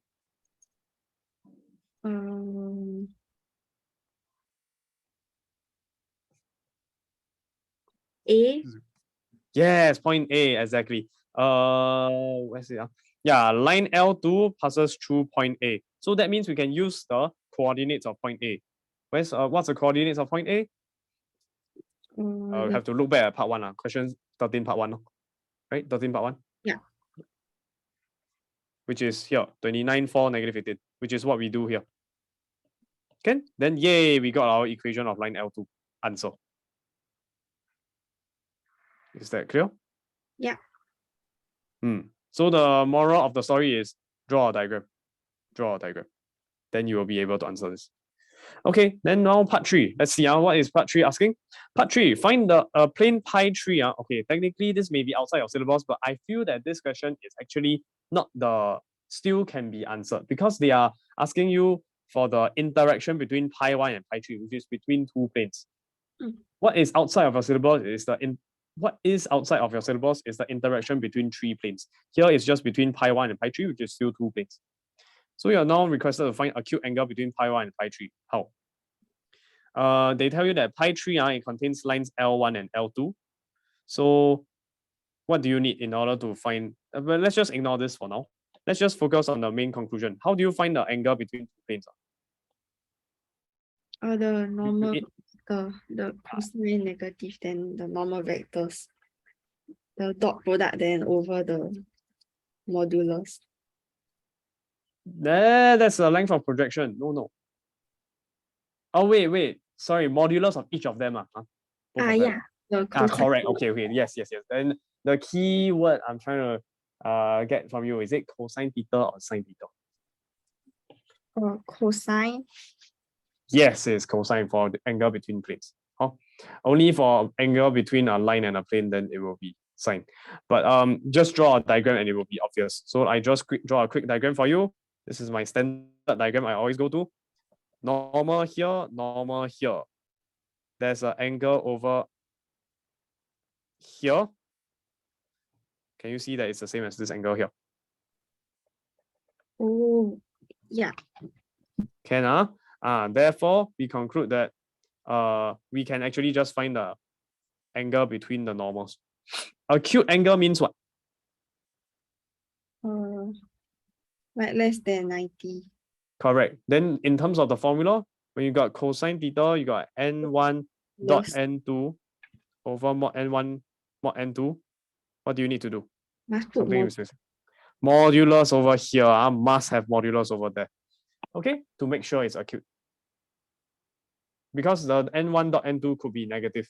Like you take a number times number plus a number times number plus number times number, it could end up being negative, which if you have cosine theta is negative, if you recall your Amax ASTC, you could potentially have an obtuse angle more than 90, less than 180.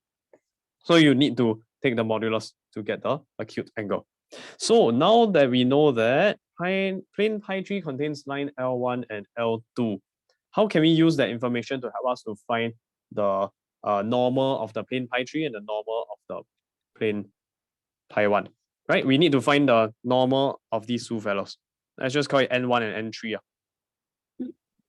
Do we have N1? The normal of pi 1? Yeah.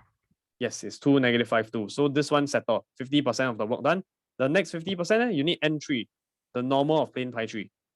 Well, we are not given the equation, so we cannot find it directly, but we are given information over here, which says that pi 3 contains L1 and L2. So what can we do? Draw a picture, okay? draw a picture, okay? You don't draw a picture, you try to visualize, not good. L1 here, L2 here contains. Then, how do you find the normal?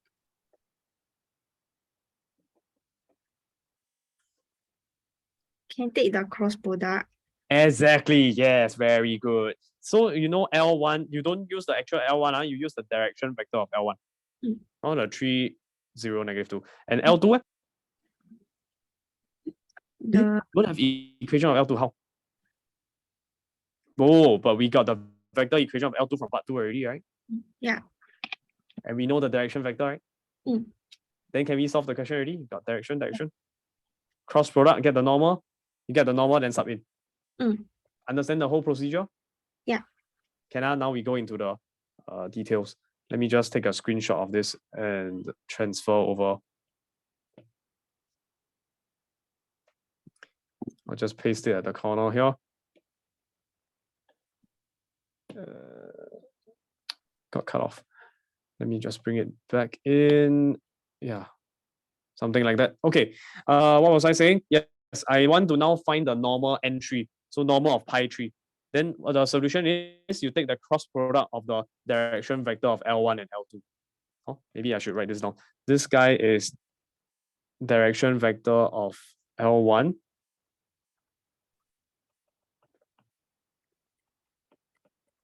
Sorry, of L2. My goodness. Yeah, then 3, 0, -2 is the direction vector of L1. How did we get it? From equation. From the equation given by the question. For direction vector of L2, how? From question part 2. Yeah. Okay.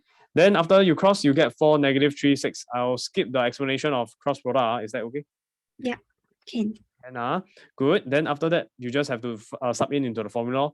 N3 dot with N1 divided by modulus of N3 modulus of N2. This part okay? Yeah. And also take note, there must be this modulus over here to guarantee that it's positive. Let's check the value after you take dot product. It will become 4 times 2 minus add on -13 times -5 add on 6 times 2. The answer is a positive 85. And after you take modulus, it will still be positive 85. So it's a coincidence that we got a positive value. Can? Okay, good. Yeah, but make sure you got the modulus there. Red color modulus is compulsory. Then you got this, you can just take cosine inverse, you'll get the answer 5.5 degrees. Okay, part 3 done. Can? Okay, part 4. This one a bit challenging. Let's see. All the questions are quite challenging. Find the values of alpha and beta such that pi 1 and pi 2 do not intersect. Do not intersect means what? There is only one picture you should have. Let me bring back up my summary notes. At the bottom, sorry, this relationship between 3 planes is outside your syllabus. You don't need to know. Way more complicated. It's outside of your syllabus. You just need to focus on this one. Relationship between 2 planes.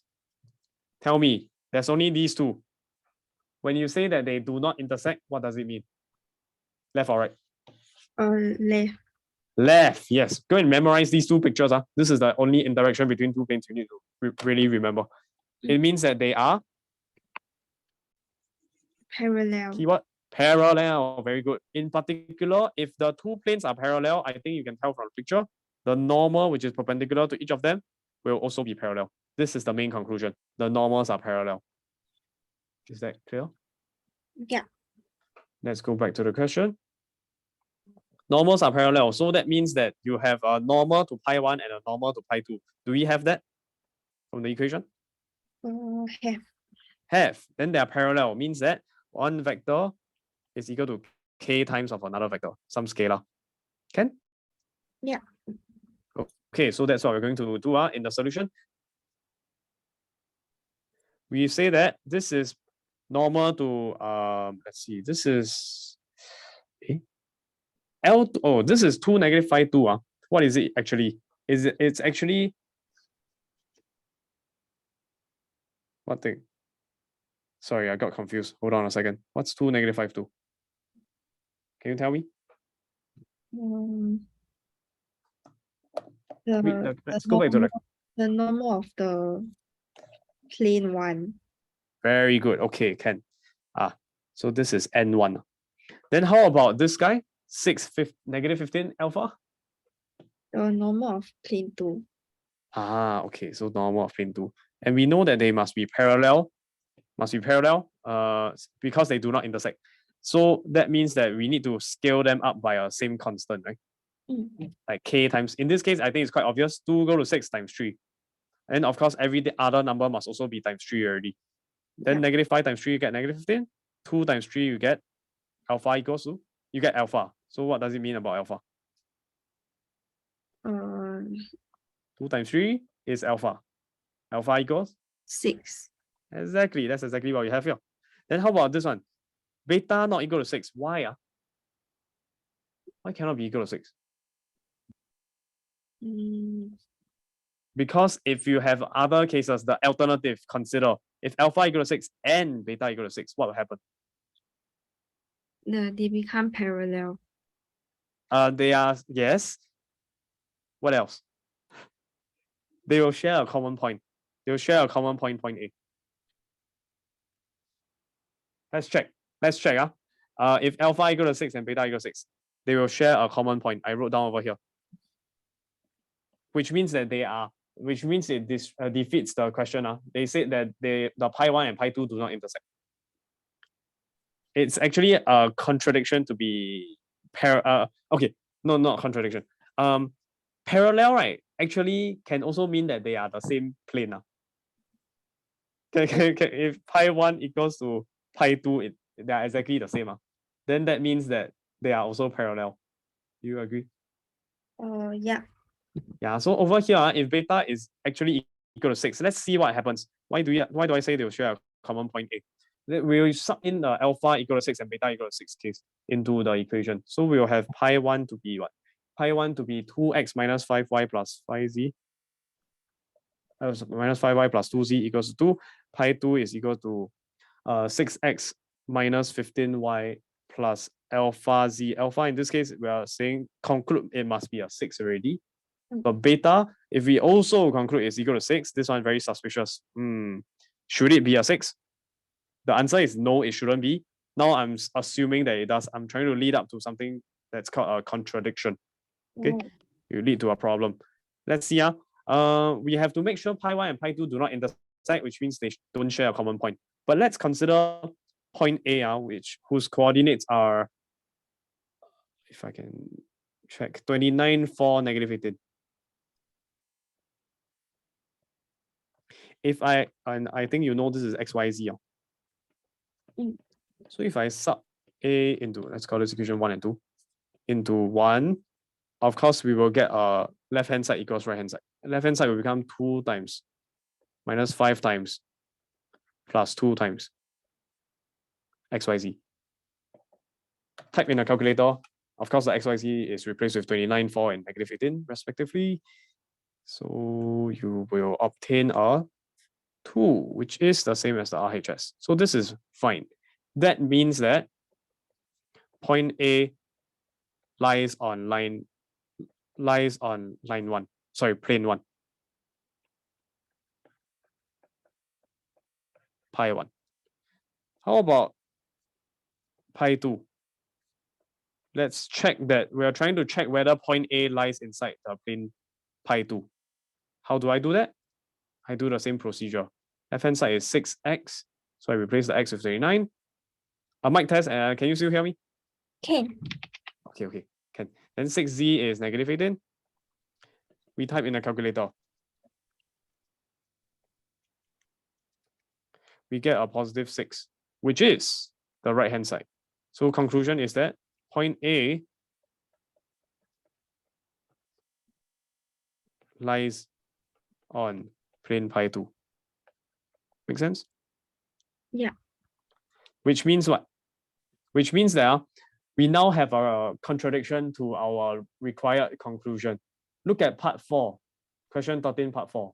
Find the values of alpha and beta such that pi 1 and pi 2 do not intersect. Here, they both share a common point A. So what does it mean?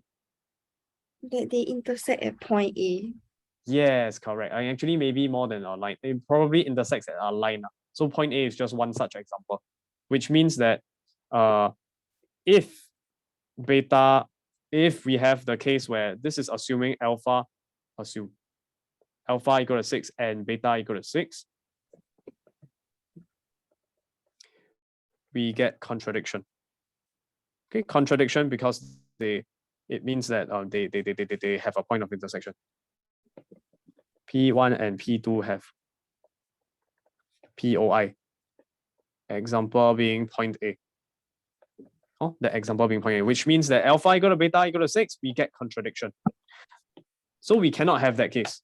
But we already concluded that alpha must be equal to 6. So the only conclusion we can have is alpha equal to 6 still, but the beta is no longer equal to 6. That's it. That's all. Can? This is a very difficult question. But they got say beta equals to 6. May. Wait. No. We concluded that beta is not equal to 6. That's all. Oh, but That's the conclusion. how would I know to test 6? Good question. Let me think a bit. Oh, actually, I got 6 because I already worked it out beforehand that I assume that point A would be on the plane pi 2. I took 6x minus 15y plus alpha z. Alpha I already solved for 6 already, so I just replace it straight away. Equals to beta. Then I wish for a contradiction. So that's why I sub in x equals 29, y equals to 4, and z equals to negative 18. I know that if I do that, I should not get a solution so that I make sure my point A is not inside. So in order for me to figure out what is that contradiction, I will need to sub in and figure out what's my beta value. So if I do that, I get 6 times 29 minus 15 times 4 plus 6 times negative 18. Simplifying, I get my 6. And your beta here is equal to 6. Or rather, it should not be equal to 6 to guarantee that the x equal 29, y equal to 4, and c equals negative 18 is not a solution. Does it make sense? Because you don't want point A. You don't want point A to be a solution. So you make sure that beta is 6. It's not 6, sorry. You make sure that beta is not 6, so we cannot get a solution when we sub in the coordinates of point A. Can? Very difficult question. Very difficult question. Okay. Any other question? Yeah. Oh no, it's already 11. Can I have time? I have time. I went through a bit too slowly. Sorry. Let's see. I hope you understand whatever is going on. Yeah. Okay, question 13 is difficult. How about question 14? Where's your question 14? Here. Okay, equation is not unique. Answer key times -1 on both sides. Yes, the equation of the plane is not unique.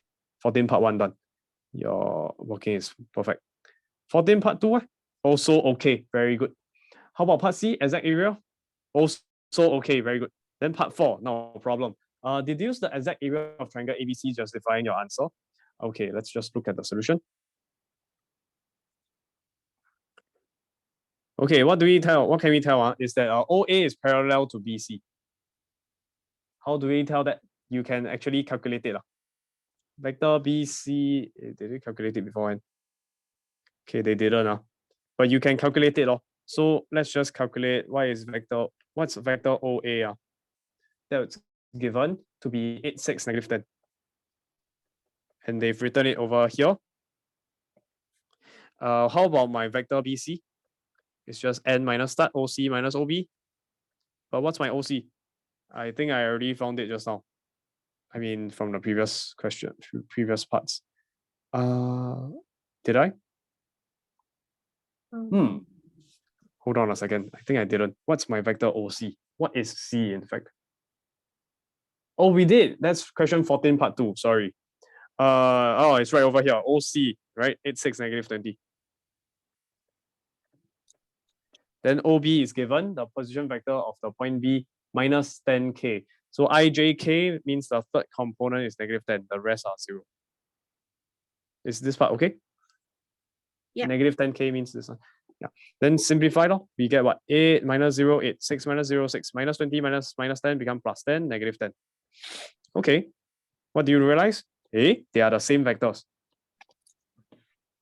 Take note, same vectors. There's this idea called free vectors.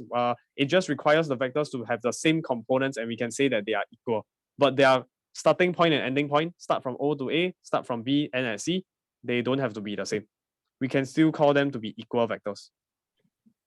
Oh. Is that clear? OA and BC. So actually, that's not the main point. The main point here is that they are parallel. Can you see? They're parallel. Yeah. If they are equal vectors, of course they're parallel. So what do we conclude? If they are parallel like this, and which is what is mentioned over here, then the triangles ABC and OBC will have the same height. Correct or not? We already found an area of triangle OBC here. Now we are trying to find the area of triangle ABC. Do you notice that they will have the same height? If I just redraw it like this, maybe maybe something like BC here and then a OA on top.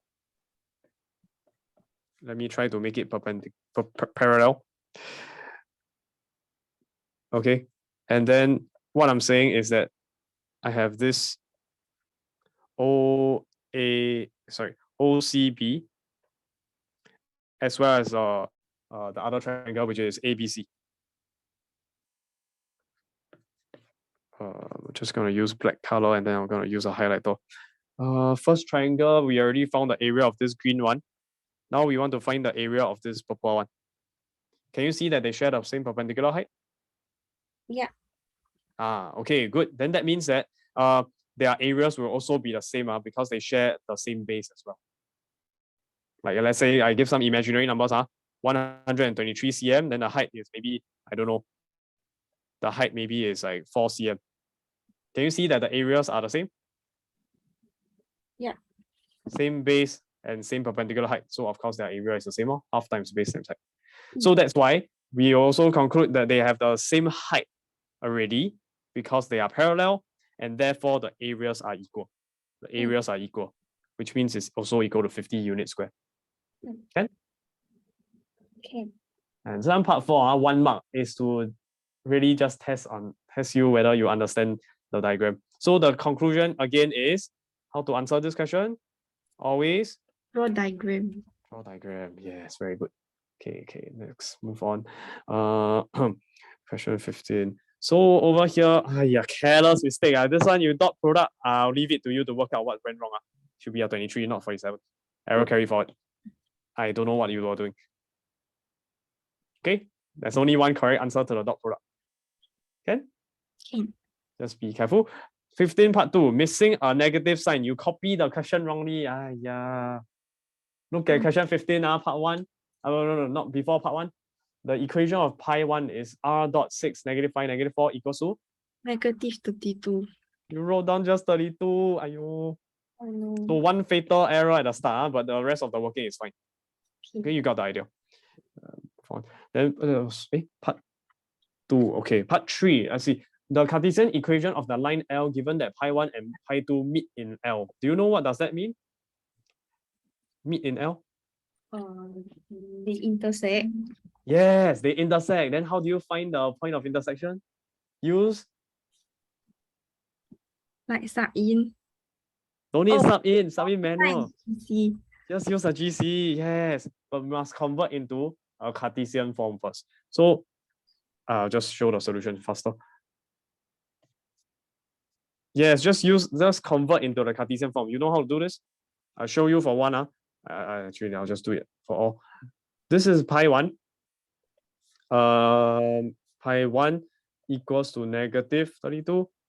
That just means you need to replace the r with xyz, dot with the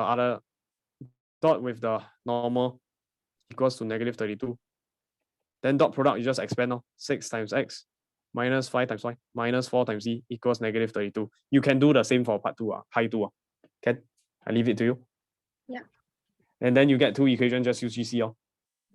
Should I demonstrate? I already have it prepared. Never mind, I'll just demonstrate. Let's see. Oh, I need to start streaming. Hold on a second. You set this up. You turn on detach LCD share. Window projector. Stop share screen, go here. Okay, good. Got the GC out. Ken, let's begin. So how do we deal with this? Okay, I don't know if you can remember the numbers, but the equation is essentially just 6x minus 5y minus 4z equals negative 32. Oh, maybe I can just do this. Let me type it out over here. The first equation we have was 6x minus 5y minus 4z equals to negative 32. And the next line we have was 5x minus y plus 3z equals to 24. And okay, I think you can see it, right? Then let's just see how we can type it in. Press APPS, down, oops. Down until we get poly simultaneous. It may be different on your GC, the number 6. Could be something else. Press enter, go to simultaneous equation solver number 2. Then how many equations? 2. 2 equations, right? Then how many unknowns? Here, got x, got y, got z, so 3 types of unknowns, so we put 3. Then here you can choose DEC for decimals or FIC for fraction. That's your final answer. Display mode. You will display as decimals or display as fraction. I prefer fractions because it's exact, so I choose fraction. And the rest you can just leave it as it is. Press next. Let me clear that first. What is it? We got 6x minus 5y minus 4z. So 6 and negative 5. Make sure you use the negative sign, not the minus. Negative 4. Negative 32. Don't put minus, must put negative, okay? 5, negative 1y, and 3z equals to 24. Equals to 24. And press off. You get this. 8 minus xz. Let me write it down. Let me write down whatever we get. We get 8 minus xz. You can't see me as I write this up, but I'll just show you later. Okay. Give me, okay, stop share. Gonna share back my iPad screen. Hold on.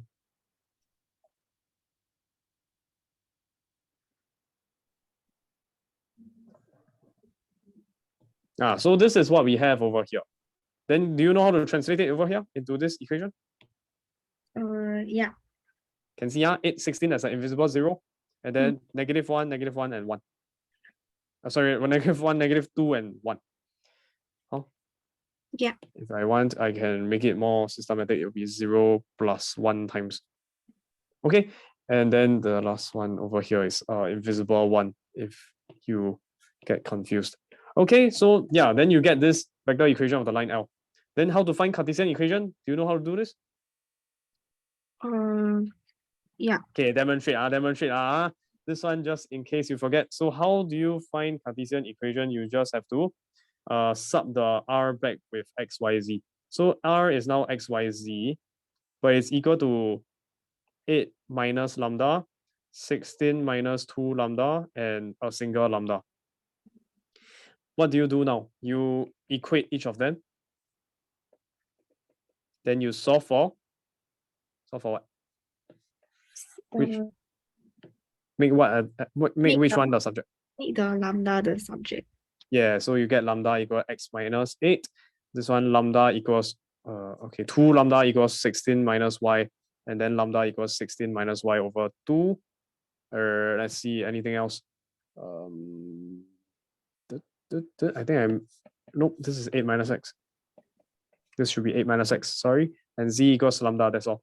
Yeah, and that is how we get our lambda. So therefore, you can equate them all together. So 8 minus x is equal to 16 minus y over 2 is equals to z. It is perfectly fine to leave it as 8 minus x. Here they become a bit extra. They rewrite it as x minus 8 divided by -1. To make it in standard form. There's no need to do this. This is perfectly fine. Can? Yeah, 16 minus y over +2, they rewrite as negative, they multiply by -1 on top and bottom, so it becomes y minus 16 divided by -2. Take note of the difference, but they are actually the same. Okay, Ken, part 4. Let's see your working. You solve it. Part 4. Yeah, actually, this part 4 is no longer in the syllabus. Sorry. Equations between 3 planes. So here they talk about pi 3, also we shouldn't try to solve it already. Okay, I'll skip part 4. Can? Okay, now. Then question 16. Let's go. So, oh wait, sorry, there's still a part 5. Okay, it's also talking about another pi 4 already, so we will ignore that. Can.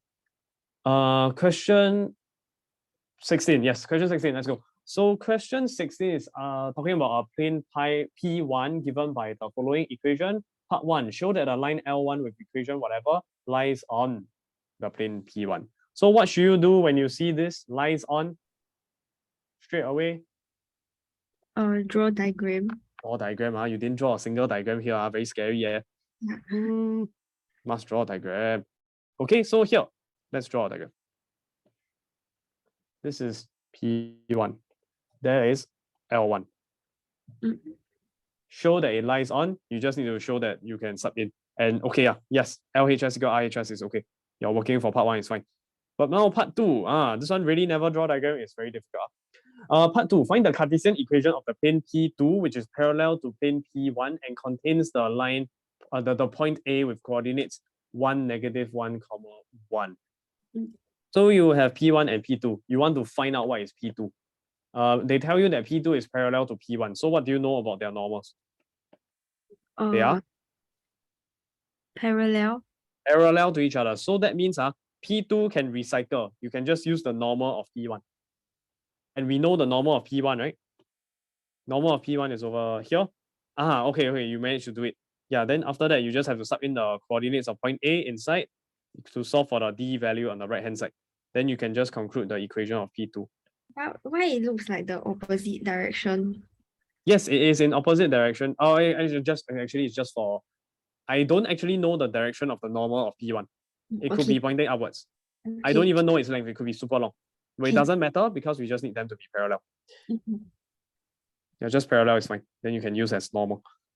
But make sure it's perpendicular to the plane P2, then you can use as a normal. Okay, part 3. Line L2 contains point A and B with coordinate. Contains point A. It just contains point A. And there's a point B, totally separate information. Point B that has coordinates 911. Show that the sine of the acute angle between the line and the plane is whatever. Do you get that? Okay, you got that. Then I don't need to explain. Then there's our last part. Do you read? Do you see? Hence, find the exact perpendicular distance between P1 and P2. You didn't answer the question.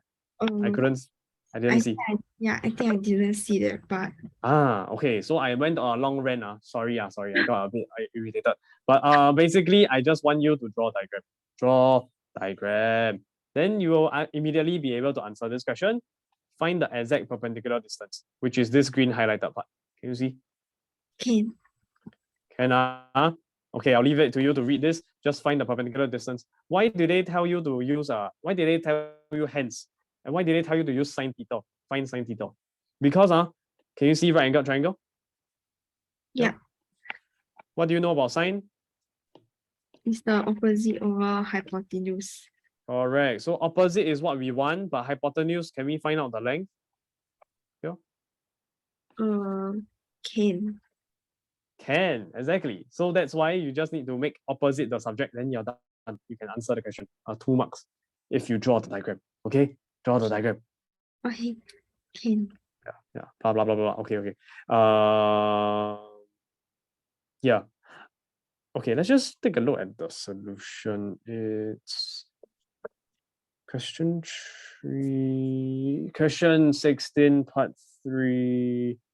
Okay, yes, they also draw a diagram for you. Then yeah, you can find out the what do you call this? The hypotenuse. It's really just length AB. Okay, and then you multiply by this 2 square root 697 over 697. This and this are the same. Okay, they just rationalize it. Oh, The okay. denominator. Oh, so you can go and check it.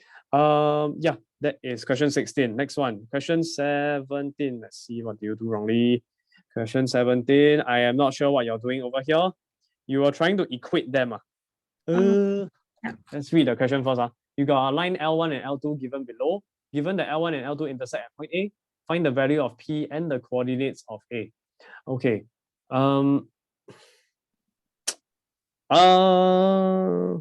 Actually, I think you already got it, right? Yeah. Can. It works. Here, just the presentation a bit funny. You should write down a vector R. Or maybe you should just present it as vector OA equals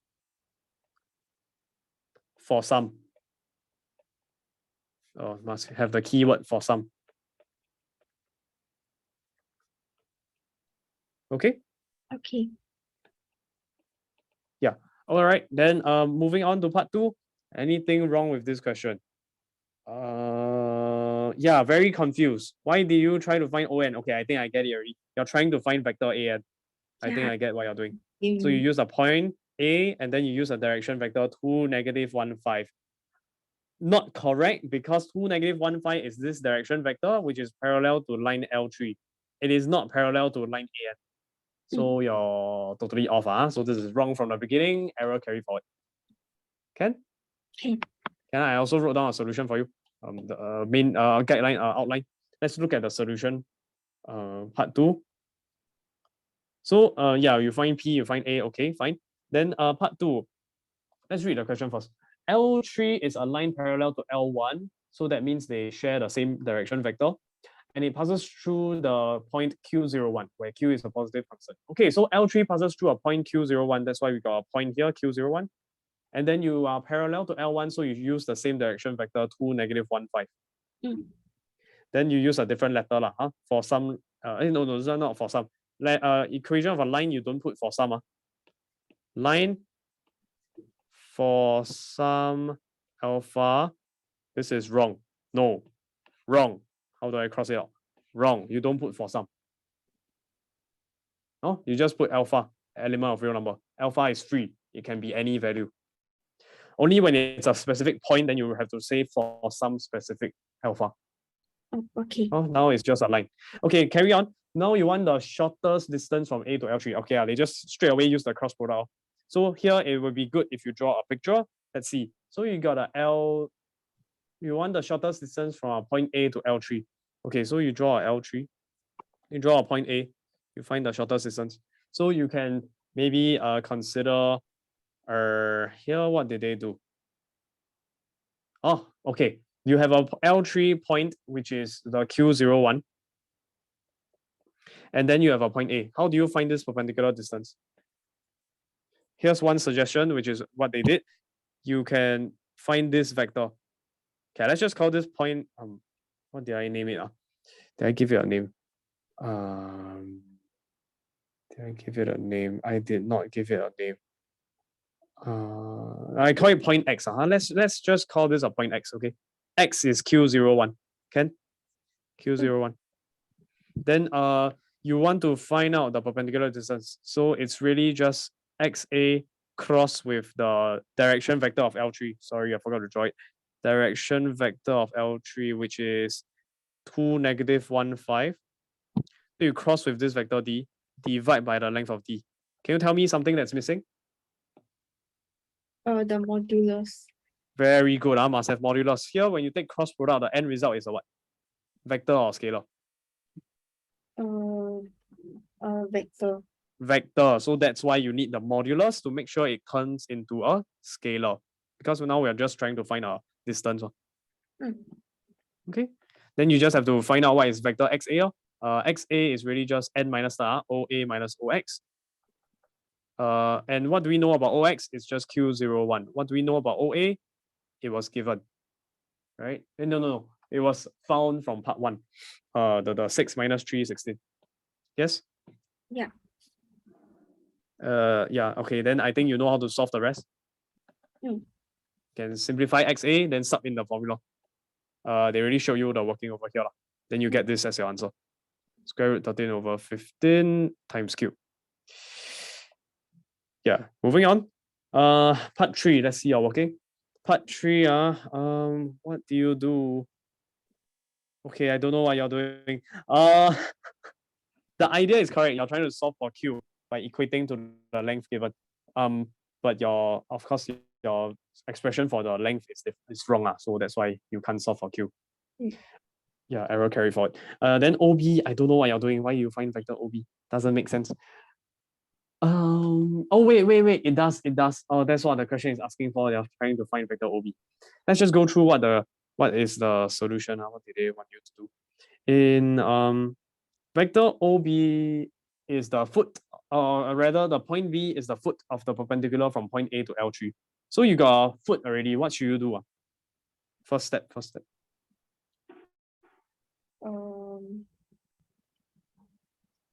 Draw a picture.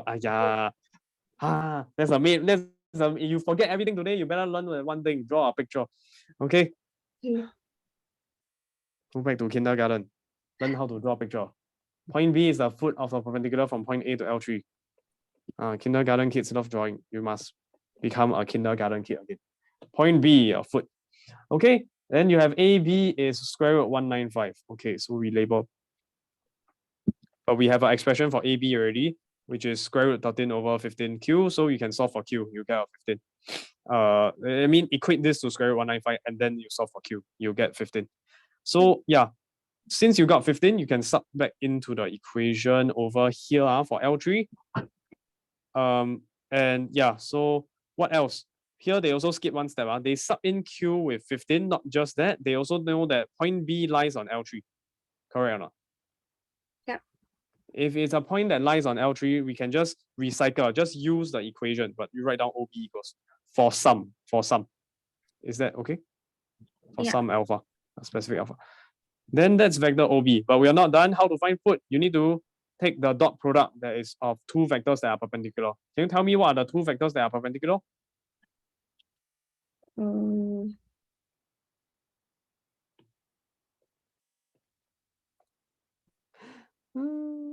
I never draw in the hidden vector here.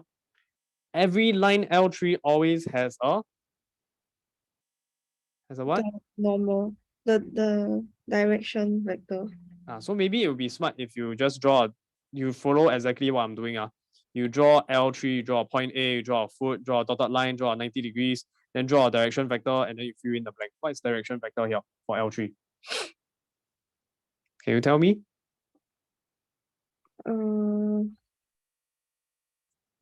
The 2, -1, 5. Sorry, maybe I didn't show you the equation. It's over here, 2, -1, 5. So we fill in the blank 2, -1, 5. Then can you tell me what are the two vectors that are perpendicular now? Can see or not? Vector D and the AB. AB, very good. Yes. So now you want to find A. It's written over here already. AB is perpendicular to L3, right? Yeah. So that means that AB you dot product with the direction vector 2 minus 1, 5 will be equal to 0. Then how to find AB? OB minus OA. OB was found here. Point B lies on the line L3. You can use equation of L3 over here. Can? Then up to this step, okay, this is very important, okay? These 3 lines. It's the same every single time. Please go and learn it. Finding the foot of a perpendicular from a point to a line. Same 3 steps every single time. Then you just have to solve for alpha. You get alpha equal to 2. Subbing this, then you take this alpha, you sub back into the equation of the OB, and then you're able to solve.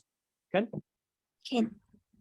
Yeah, good. So this question is a little bit different because they have an unknown Q and they tell you the length. Then you have to find the Q first before you can get the equation of the line. So it's a bit indirect. That's why homework 1 is very direct. They give you the equation of the line straight away with all the numbers. But here, suddenly got extra Q here. You need to solve for Q, so you have to adapt accordingly. Okay. Okay. Can. Then mark part 4. Let's see your okay. I'll just go through the solution. Is that okay? Yeah. Okay, using the values of P and Q found above, find the equation of the plane which contains L1 and L3 in scalar product form. Contains, what's your first step? The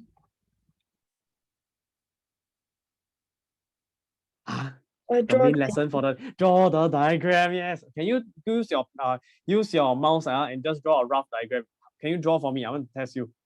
Do you understand what this question is saying? Draw for me the diagram. Part 4.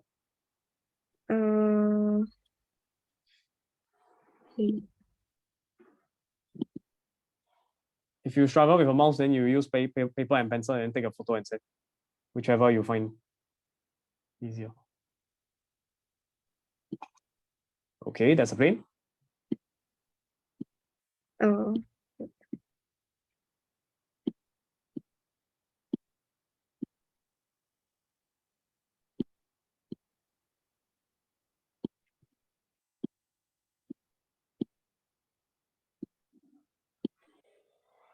Yes, correct. Oh, do you have a stylus? Is it? Don't have. Oh, you're using mouse. Yeah. Okay, very nice handwriting. Okay, using the values of P and Q found above, find the equation of the plane, contain L1, L3. Just a slight suggestion, your L1 and L3, try not to make it parallel, because you don't know that for oh wait, actually you do. L3 is a line parallel to L1. Oh, yes, your diagram is perfect. Okay, very good. Yes, please draw that diagram. Okay, I'm gonna move on. Here's the diagram. Can see? Can. Yeah. So yeah, you got this diagram, and then you also know that they pass through those 2 points. Do you know why? 001 and 1501? Yeah. Yes, it's from the equation. For L1 and then for L3, it was given that it passes through Q01. Okay, good. Then that means that we now have it means that we now need to find equation of the plane. What do you need to find equation of a plane? You always need the normal vector. Then they decided to cross 2, -1, 5 and 1, 0, 0.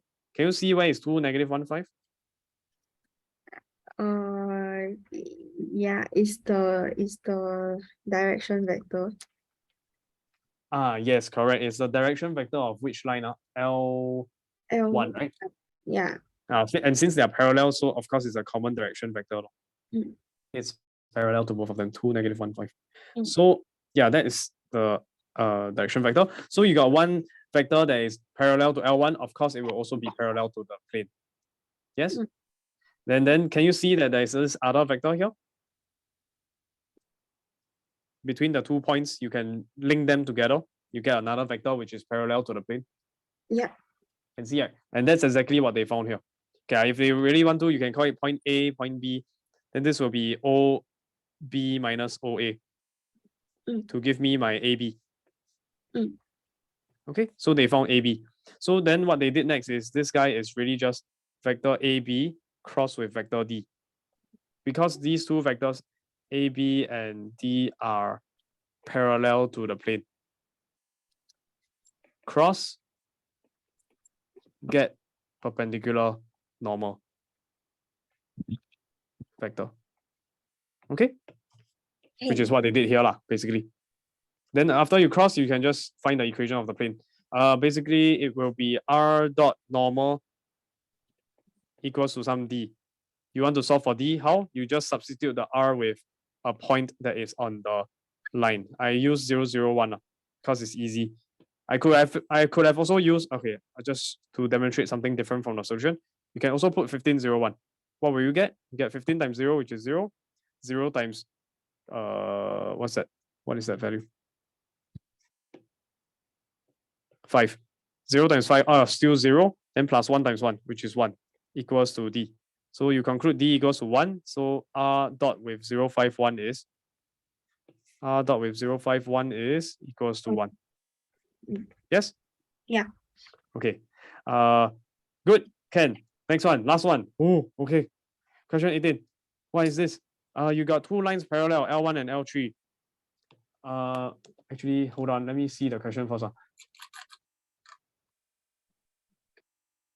Okay, you have a line L, they give you equation. You have a plane P1, pi1, and it has a vector equation. Then they tell you that L is parallel to pi1. Okay, so given that the equation of pi1 in scalar product form is the following, deduce the value of T. Okay, so let me see what you did. You took the cross product, right? Okay, so you're trying to convert this into the scalar product form. And then you sub in a point. And then you get 5t. And you know that it must be equal to 5. Then you solve for t. This one, what went wrong? I think it was a careless mistake. But let's just see the solution. T should be a -3. Oh, should be a -3. Okay, let me just check your working in detail. For T1, -102, you try to cross them. This is okay, 2t minus 0. Next one is 8 minus -1, then you put a negative sign. Then that will give you a -9, okay. Then the last one is 4 times 0 minus -1 times t. 0 minus -t, which is positive t. 2t, -9, and t. That's fine. Then you get the equation. So r dot with this one equals to some constant. Sub in a point, 201. So you get 2 times 2t, okay, 4t. 0 times -9, that's a 0. 1 times t is a t. You get 5t. So the right hand side, you're expecting a 5t equals to 5. So t equals to 1. Actually, I'm a bit confused. Actually, your working seems correct. What went wrong?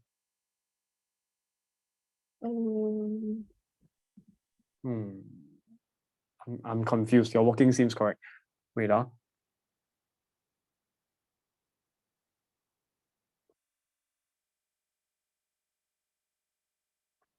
2, 3, 1.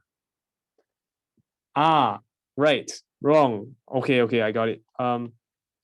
Here is 2t minus 9 and t. But the equation given of pi1 for pi1 is r dot with something equals to 5. You equate the 5t to 5, correct? Yeah. But that's not correct because in the middle, you can only equate them if everything on the left-hand side is the same. Here, the left-hand side, look. Are they the same? No. No, the normal is different. The normal is different. It's 2, 3, 1. So that means your method close, but not close enough. Cannot. Okay. Yeah, you still need to make sure that this part and this part, the normal vector, is equal. And in this case, evidently it's not. So this method doesn't work. Maybe you can with a bit of modification, but let's just present the solution they gave you. So here what they did is they did the same method as you. They take the cross product, but then they realized that this is a normal, and the normal is all the magnitude doesn't matter, right? So it will be parallel to all the other versions of the normal line. Right? You got a vector, you can have normal number 1, you can have normal version number 2, a bit longer. You can have normal number 3 in the opposite direction. They are all perpendicular, they are all parallel to each other.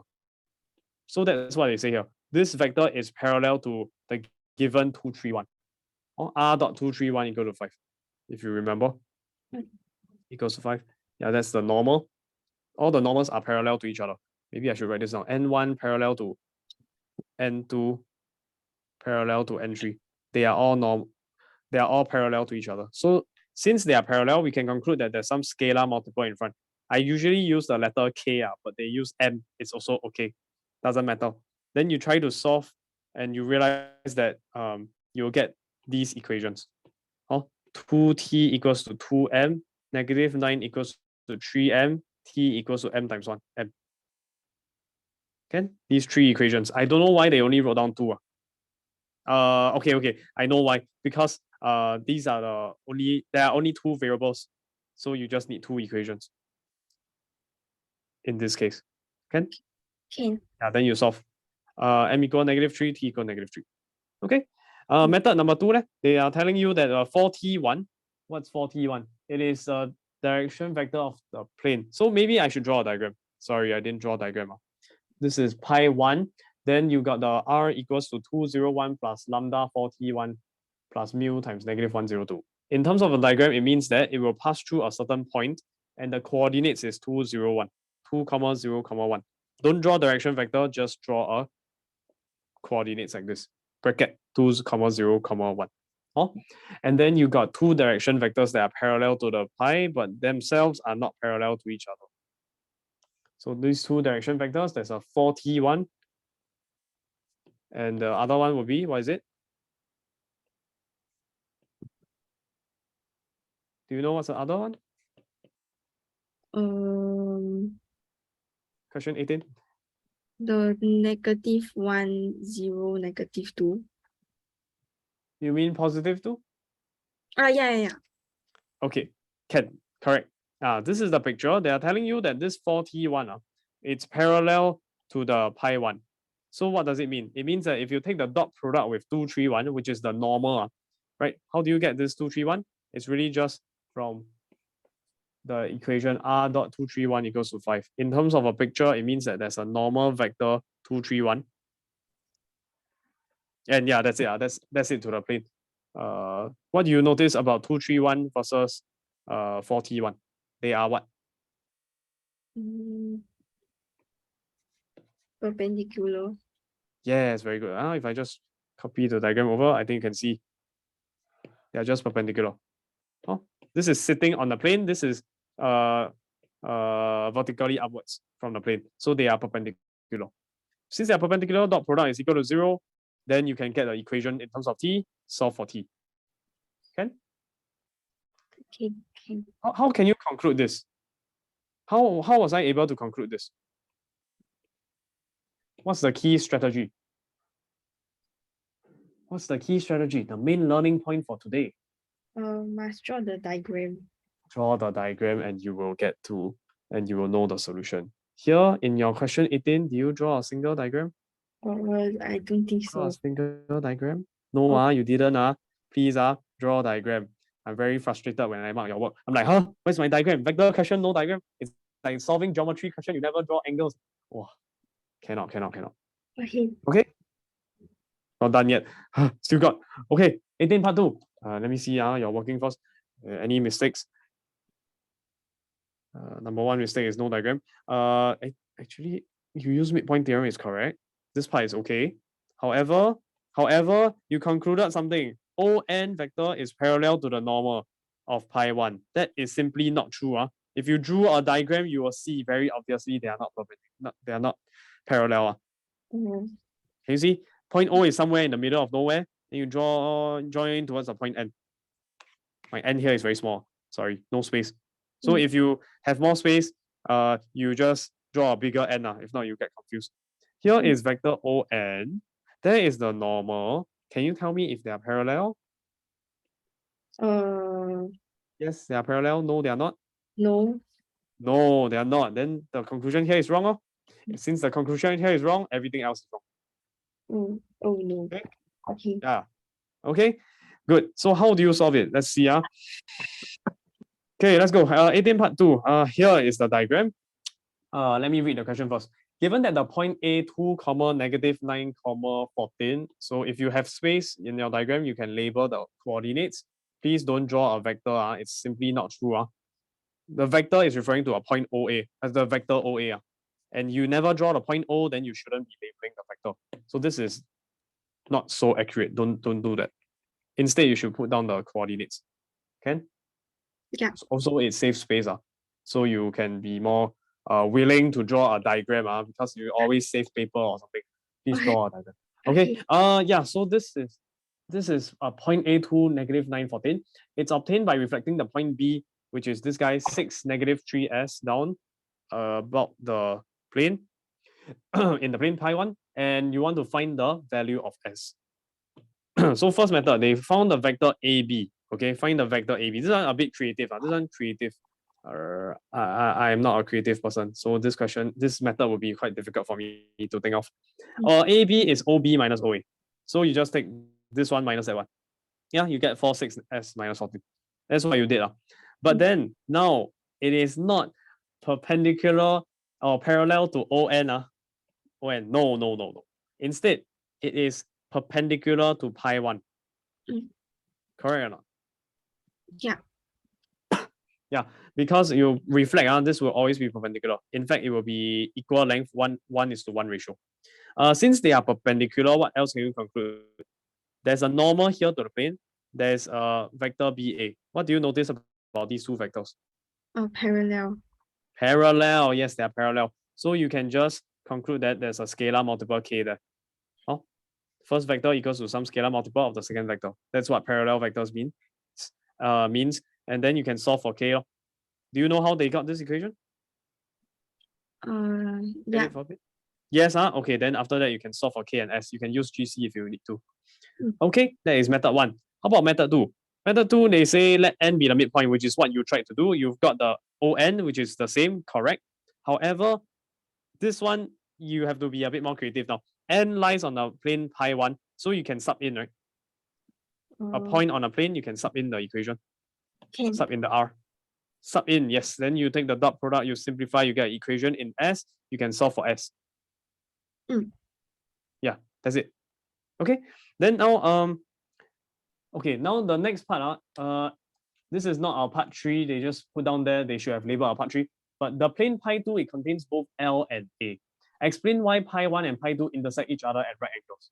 Okay, let's pause there and answer that question first. So plane pi 2 contains both L and A. When you read this sentence, what do you think of immediately? Immediate action. What should you do? Like dot product. Wrong. You should draw a diagram. Oh. Hiya. Draw a diagram. Okay. You see contains, you see a description. Don't try to do algebra anymore. Draw a diagram, especially for planes. You don't draw a diagram, very difficult to visualize. You draw first, then you dot product later. Okay. It contains both L and A. Okay, this is L. That's a point A. Okay. Actually, never mind. They already draw for me. Nice. I can just use that diagram. Okay, so this is the plane, pi 2. Then there's a line L that's inside it. Take note that a line actually extends all the way to infinity in both directions. So here is just a screenshot of the line. So that's why it can pop out of the plane. It actually goes on forever. They contain the point. Plane pi 2 contains both L and A. You draw the L, you also draw the A.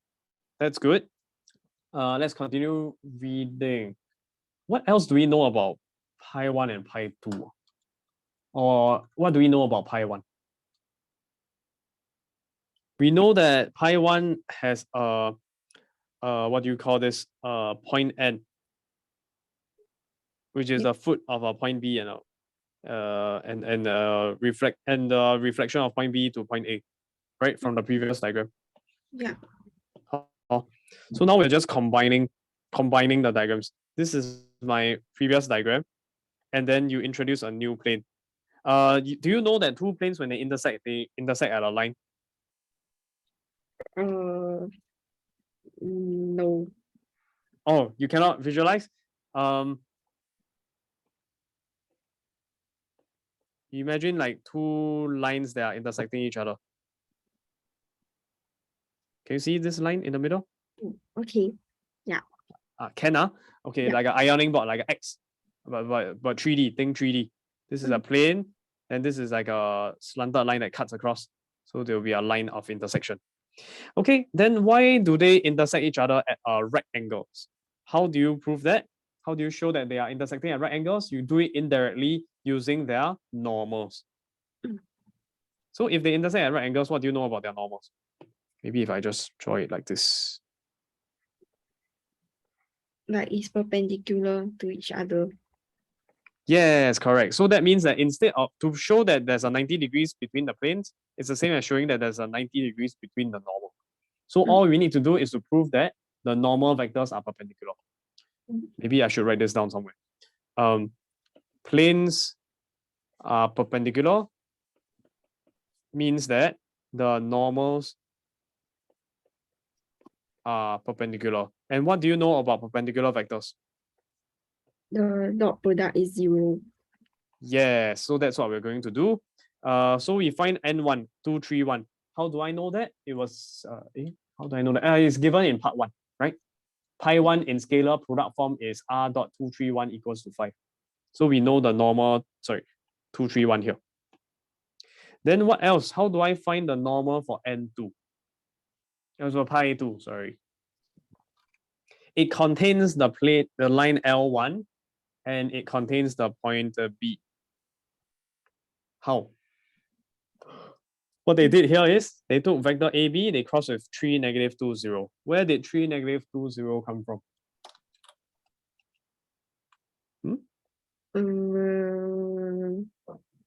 Look back at all the equations in the question. Or if you drew a good diagram, your diagram would have included the direction vector of the line L. Okay, I didn't draw a good diagram. Right, it's the direction vector of the line L. Why did they use the direction vector? Because if you look at this diagram here, what we are trying to find now is the equation of pi 2, this guy, which means we need a normal. And see, we need a normal. How do you get normal? Cross product. Cross product of vectors that are parallel to the plane pi 2. Can you see that there's a line L, which means that there will be a direction vector? If I can just draw it somewhere here. And can you see that there's a vector AB here? Yeah. Then they are both sitting on the plane pi 2. So I can, maybe if I just draw it a little bit like this, you'll see that there is a resulting vector over here. Right? If you cross vector B with vector D, the resulting vector here, that will be the perpendicular to the line L, to the plane pi 2. Okay? Yeah. That's exactly what they did here. AB crossed with 3, negative 2, 0. 3, negative 2, 0 is the direction vector of line L. AB is the direction, is a vector that is on the plane pi 2. And how do you get vector AB? It was over here at the method 1. OB minus OA. When you already found S, so you know the exact value. Subbing in, you get 462. Cross them, you get 4, 6, negative 26. Maybe I just demonstrate one time how to do cross product. 4, 6, 2, cross with 3, negative 2, 0. You take the first, want to find the first row, you cover up the first row. Then left minus right. Left is this one minus away that one. 6 times 0 minus away negative 2 times 2. Next one, you must have an extra negative square bracket, and then cover up, doing row 2, so cover up row 2, then left minus right. So left is 4 times 0, minus away, right is 3 times 2. Last one, you want third row, you cover up the third row, left minus right. So we get 4 times negative 2, minus away 3 times 6. Simplify, I think you can work it out and you'll get this guy, 4, 6, negative 26. Okay? Okay, good. That is my N2. Wait, how come they suddenly drop it into 2, 3, negative 13? Why they use a smaller version? What's going on? I thought this one is the normal already. And then just cross. Why they use us? Can factorize to make it smaller. Can meh? Can do that, but they are different. Can use any normal. Any normal. So what is the main point here? These two are still perpendicular. Yes, even if you take the shorter version, it will still be perpendicular. Like here, and this could be N1, this could be AB cross with 3, negative 2, 0, which is 4, 6, negative 26. You see, cross product will still end up as a vector. Vector cross with vector still give you a vector. 3 components, 1, 2, 3. Just to remind you that cross product will give you a vector. So this is 4, 6, negative 26, but you can always take the shorter version, which is over here. Like you half the length, 2, 3, negative 13. No space. And it will still be perpendicular to N1, right? Yes? Yeah. Can, okay, good. Okay, so they are still perpendicular. Then that means we can still use them. Then you take the dot product, you realize it's equal to 0, therefore the normals are perpendicular. If the normals are perpendicular, indirectly it implies that the planes are perpendicular, as what I've explained just now. Can? Can. Good. This one must draw a picture, then you will understand now. Non-standard question. Then let's see the next question. What did they say? Explain why, hence find the shortest distance from point A to the line of intersection between pi 1 and pi 2. So here is my line of intersection. We want to find the shortest distance from point A to that line. So where's point A? It's over here. Where's the line? Is over there. Shortest distance is actually referring to what? Perpendicular distance. So what's the line segment name? What? The perpendicular distance. There's a A, there's a N, there's a B. So is it AB? The AN. AN, very good. I'm waiting for you to answer AN. I'm scared that you say AB. Wrong. Should be just AN. What do you know about AN and BN? They are like equal. Yeah, so that means all we need to do is to find BN or AN. They are equivalent. Do we know how to find BN? Can we find BN? Can. How? We have the OB. We have OB. Do we have ON? No. Then we need to find it. Let's see. OB is 6 negative 3s, but we already solved for s, so it's 6 negative 3. What's my s? It's 16. Put down. Okay, so vector OB is that. Do we need to find vector ON actually? We can, but a bit long-winded. So we try to think of a shortcut, which is what is over here. That's why this is a hence question. They are intersect each other at right angles. So the shortest distance from point A to the line of intersection is really just a perpendicular distance from A to pi 1. And it's really just half of vector AB. Over here, vector AB, we already found it, right? Oh, yeah. Then you can just directly find the distance and just times half. Okay. Because it's a midpoint. Okay, good. That is finally done with question 18. Wait, there was a question 19?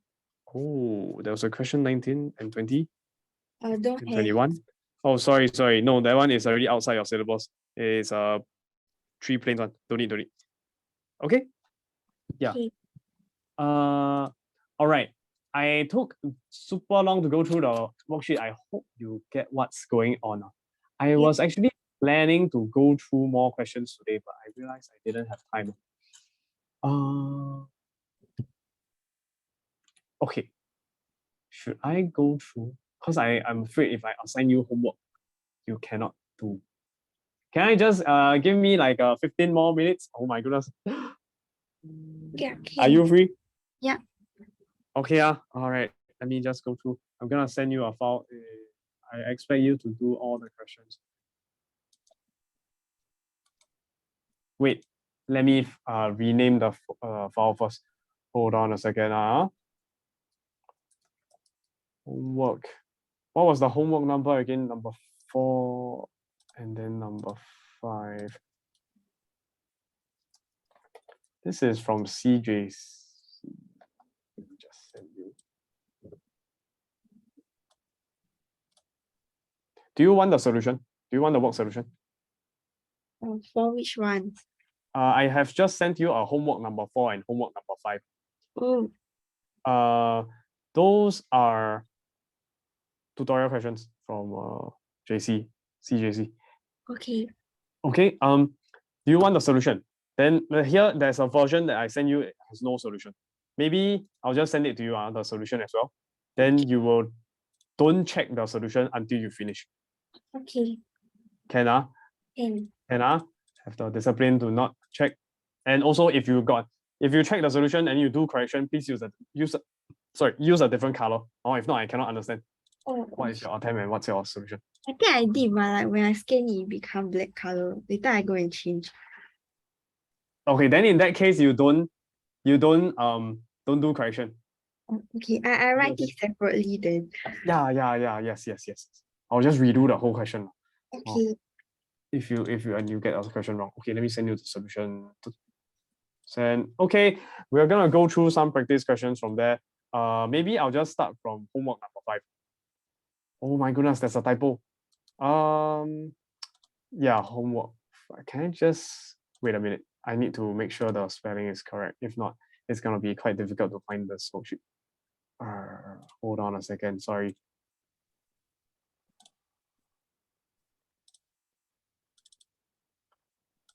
Okay. This guy, this one. Homework 5. I'm gonna send this again. Yeah.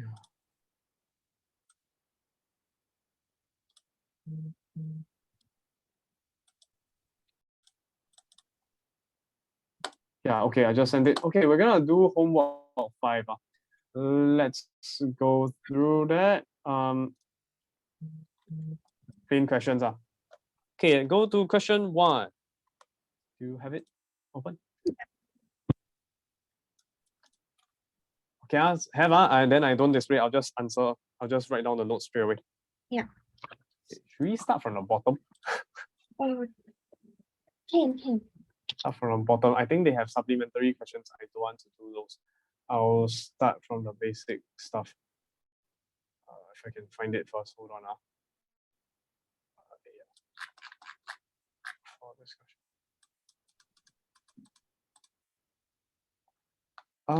Is it question 12? Sorry, give me a moment to think about this. Oh, no, it's question 13. Okay, let's go. Start from question 13, page 21. Okay. Can I read out and I hope you're on the correct folder. In the lecture notes section 2, we mentioned that there are 3 possible cases of the types of intersection between a line and a plane. Okay, this one, their own lecture notes, but for me, I think I did talk about it briefly. Line is parallel, part 1. Line is parallel to the plane and does not lie on the plane, then number of intersection is 0. So basically, like this, floating on top. And then part 2, line is not parallel to the plane. If you are not parallel, it must mean that you are a satay stick. Like this, one single point. All right, okay? Yeah. And then a line is parallel to the plane and lies on the plane. So that means you are on the plane itself, this guy. Then there will be infinitely many points of intersection. All the points on the line, they are points of intersection. So 0, 1, infinity, infinite.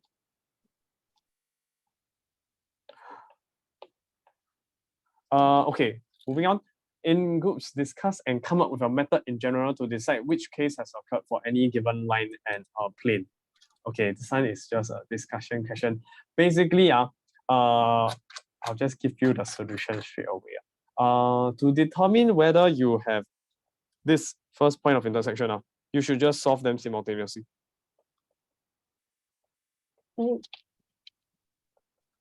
Okay, solve them simultaneously. So for example, if you got the equation of the plane to be r dot n equals to some constant d, and then you have the equation of the line to be some r equals to a plus lambda d. Just sub the r in. Okay, just sub the r in if they have a point of intersection. So you can take the a plus lambda d, sub in to the equation of the plane, so dot with the n equals to d. But what about if it's no intersection at all, like this? Parallel. What you can do is to check the direction vector. Okay, this is direction vector of the line, and there's also a normal vector, right, of the plane. Yeah. If they are parallel and not touching each other, what do you notice about the normal and the direction? They are perpendicular. Yes, correct. 90 degrees. So what can you do? How do you so whenever the plane and the line are it's in this format, floating above parallel, and they don't intersect, the normal and the direction vector will be perpendicular. If they're perpendicular, what can you do with them? Dot product is 0.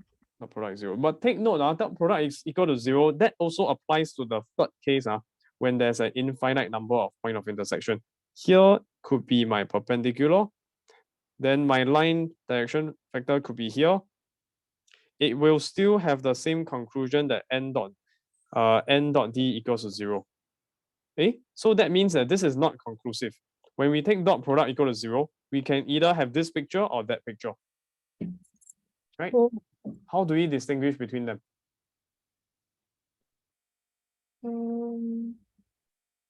This one has 0 points, this one got infinite number of points. So all we need to really do is to check that there's at least one point.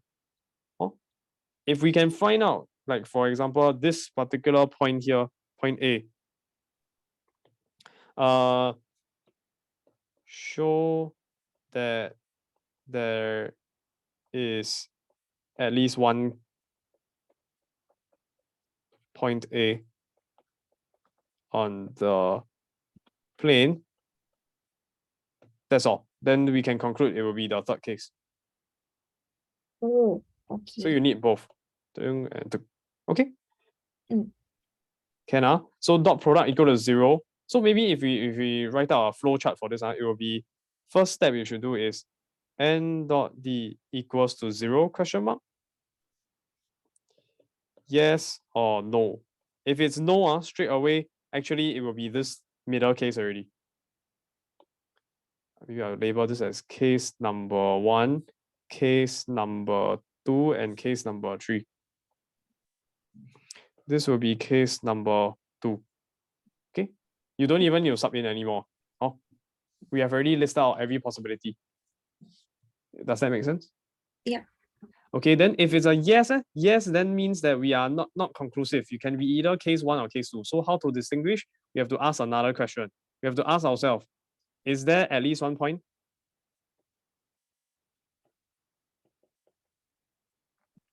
Just show 1 is good enough. 1 point A that lies on the plane. You know how to show lies on the plane, right? Yeah, like just sub in. Yes, correct. Just sub in and make sure it's equal to the D on the right hand side. R dot n equals to D, right? Just sub in the R dot product with the normal, you get the right hand side. If it's equal, then it's on the plane. Yes, correct. Then if it's a yes, then it means that it will be case number 3. Infinite number of points. Infinite number of points. This one is a 1 point of intersection. This one infinite number of points. This one no, it will be case number 1. So there's 0 points of intersection. That's a flowchart. Can understand? Can. Okay, I'll reformat it later, then make it look a little bit nicer already. That's question 13. Let's move on. Question 12. Okay, that was just a very fluffy question that is not really gonna be tested much. Let me find a new page. This is question 12. Basically, you can conclude all that by just drawing a diagram. Let's look at question 12 here. So we have an aircraft approaching an airport with velocity v equals to, let's write it down, 30 minus 40 minus 4. And it's observed on the control tower radar screen at time t equals 0 seconds. 10 seconds later, it passes over a navigation beacon with position vector -500, 2500J. -500I plus 2500J. So navigation beacon, let's just call this point B. B for beacon. Its location is point B. And then that means OB, position vector, will be, what would it be? Can you tell me? -500, 2500, then 0. Very good. There's a 0 there. So let's draw a diagram. So let's see. Aircraft approaching an airport. Okay, airport must be a flat land now. So it is a plane. It's just indirectly telling you it's a plane. Then there's a beacon. Beacon like this. I don't know how to draw beacon. I'm just going to draw a vertical line. And then they tell you that position vector relative to the base. Okay, so that means that it's over here. This is your point B. Can you visualize? It's like a pole. And here's the floor. So yeah, Z component is 0. Okay, doesn't really matter. Okay, here they told you relative to the base of the control tower, right? Actually, that's inaccurate. Sorry, I realized I made a mistake here. It shouldn't be a 0. It's telling you that this here, this point here is negative 500, 2500, 0 relative to the base. But this this control tower has an altitude of 200 meters. Right? We just assume that 1 unit is 1 meter. So what's the actual coordinates here? It shouldn't be a 0. It should actually be 250. yes. Sorry. 200. 200. 200. Okay. Okay.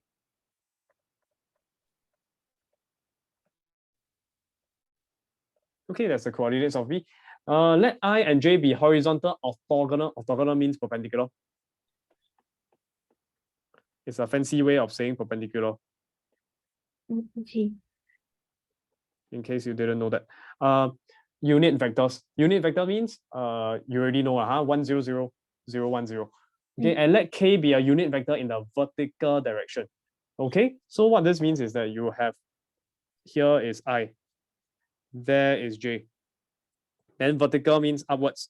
So there upwards will be K. You can draw it nicely like this. I, J, and K. Oh, yeah, that's the direction. Vectors, then displacement components are measured in meters. Okay, so it's just telling you 1 unit is 1 meter. Every time you see meters, you just think of it as just 1 unit. Don't really need to care about the units. This is not a physics class. Okay, part A. Show that the position vector of the aircraft relative to the base of the control tower. So here's the base. Okay, I'll label this as base. Make sure you have a diagram.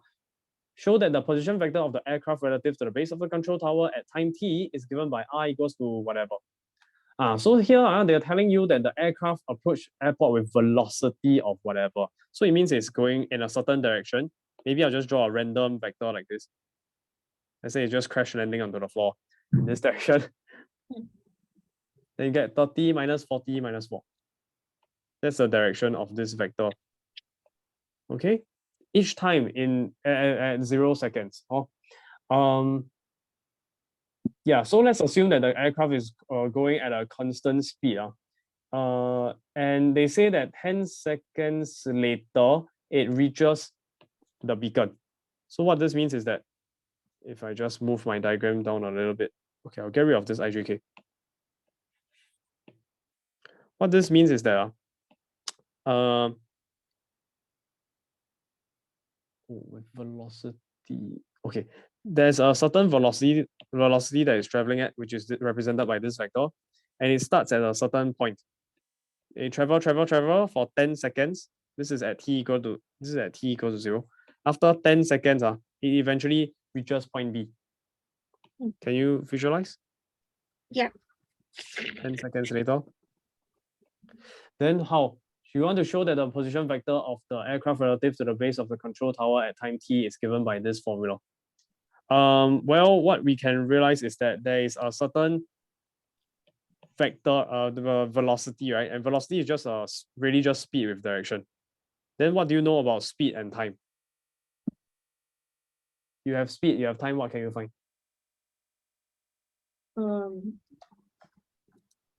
The rate. About speed and time, DST triangle, if you remember. Huh? What? DST, distance, speed, time. Oh, You got speed, you got time, so you can find? Distance. Distance, yes. Okay, so that means we can actually find out the what do you call it? The path that it travels to with respect to this time taken. But before that, let's just find the vector equation of the path that the airplane is traveling in, assuming it travels in a straight line. Okay, so we have a point that it will eventually reach, and we have a direction vector essentially. Correct or not? Yeah. Then what's the equation of the line? So let's say we let L be the aircraft's path. Okay. Be the equation of the line representing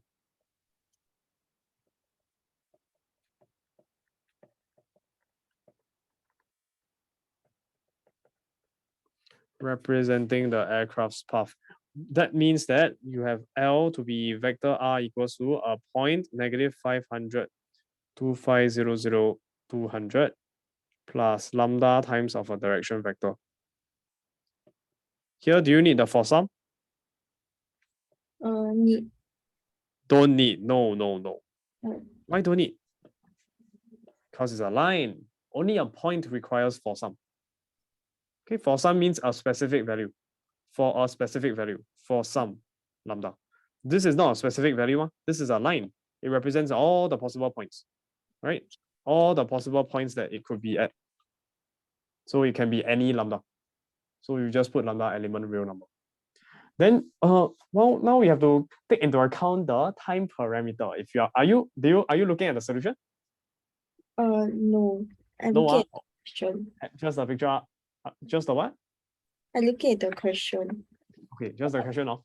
So you want to take into account the time parameter, right? So what this means is that the lambda will just be replaced with t minus 10. Oh. Do you get why? Because eventually what do we need? We need to because you see in t is 0, you have this velocity. So that means if t is equal to 1, what happens? We will have to subtract a certain amount. We have to make it move closer and closer towards the point B. Oh. If t is equal to 10 already, what happens? If t is equal to 10, it means that we'll have our current direction. Okay. And then we need to, okay, no. Sorry, my explanation is not good. How do I phrase this? If you want to walk backwards, like after 10 seconds, the airplane's position will be at this -500, 2500, 200, which means your R will be just this position factor.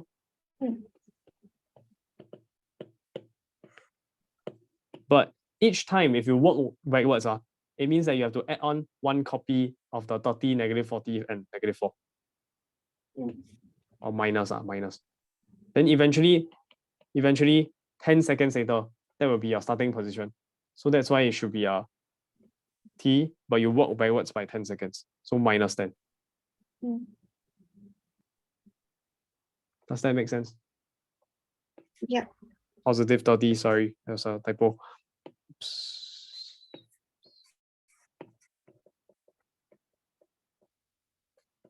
Can, then you let t be the time. Can? Okay, then we can simplify this a bit. What will we get? This same vector remains, but we have to add on t times of this. Then minus away 10 times of this. Right, distributing the t and the -10. Then simplifying this -10, the -10 I just times into each of them. Then I simplify to get a -300, positive 400, and a positive 40. That okay? Yeah. Then now I have to add this onto the original, which means that I will obtain -500 plus a -300. So -800. 2500 add on 400, that's a 2900. 200 add on to 40, 240. Plus t times of the direction vector. Is this okay? Yeah. Can t more than equal to 0. T represents time. Okay, so that is the equation of the line, which means that you managed to show that the position vector of the aircraft relative to the base given by time t is this guy. You have shown. Right, if you just combine them together, you get -800 plus 30t, and then you get 2900 minus 40t, 240 minus 4t. Okay. Is this okay? Yeah. Okay, good. That's part A done. Then how about part B? When does the aircraft land and how far correct to the nearest meter? from the base of the control tower is the point of landing?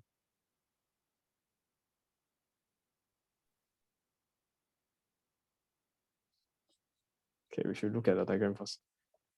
Let me read the question again. When does the aircraft land and how far, correct, to the nearest meter from the base of the control tower is the point of landing? So this means, let me just redraw my diagram a little bit. Need more space. So the aircraft will start from here, it will go down, down, down, down, until eventually it touches down onto the floor. Does it make sense? Can you visualize? Yeah. So it just goes down until it eventually reaches the floor. Then the question is asking what? When does the aircraft land? T equals to what time? And how far from the base of the control tower is the point of landing? So how far is this destination? Is this distance? That's the base. How far is this? Okay. Yeah. Then here you have to be very creative. You need to realize that when it's landing on the floor, because you have a IJK, oops, sorry, I need to move my IJK as well. I here, J here, K here. K means vertical distance. When you're on the floor, what's the K component? The third component, the Z component.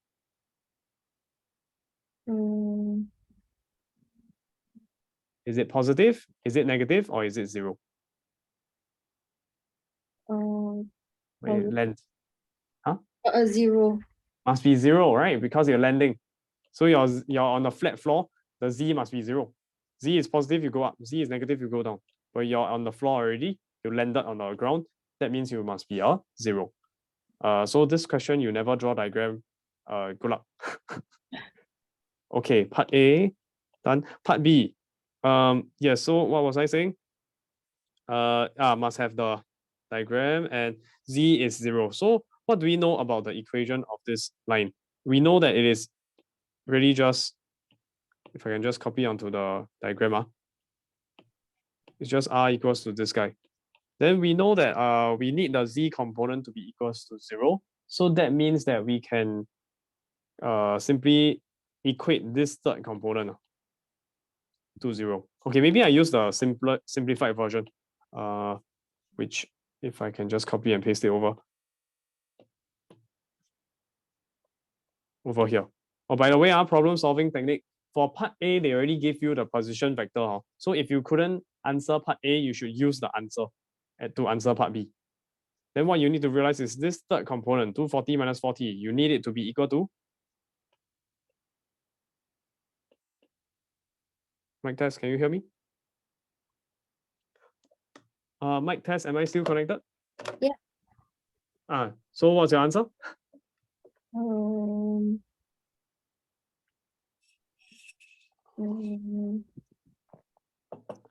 It landed on the floor, ground floor, vertical component, Z. So positive, zero, or negative? Zero. Zero. So you just need to equate this to zero. Then can you solve for T? Can. Can. Then you can answer the question already. So that's exactly what we're going to do. Let me present it nicely on the bottom.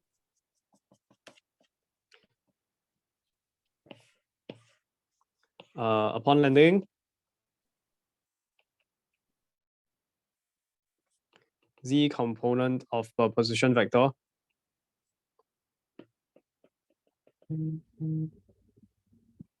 equals to zero. So that means we get 240 minus 40 equals to zero. Solving, we get T equals to 60 seconds. Is that all? No. They also ask how far from the base of the control tower is the point of landing. So what we need to do is really just to figure out when T equals to 60, where is its position first? Okay. When T equals to 60, let's say let P let P be the point where airplane is at. So that means that OP will simply be without even substituting T equal to 60 here, what should this third component be equal to? Or after I sub T equal to 60. After sub. Ah. It's 290 minus 4 times 60. which will of course be 0. Right? We designed it to be we designed it to be 0 ma. That's why we got a t. So if we work backwards, of course it will be 0. Okay.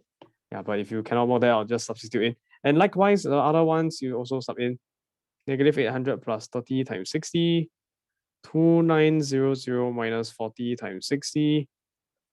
What is this equal to? I think I get a 1000. What else? 500 and 0. Can? Can. Okay, so that is vector OP. Let me just visualize on the diagram again. What does this mean when t equal to 60, I sub in? Okay, this vector R here represents the position of the aeroplane at all of these different points, at different points in time. At a certain point in time, this is 0 seconds. 10 seconds, it reaches point B, the top of the tower.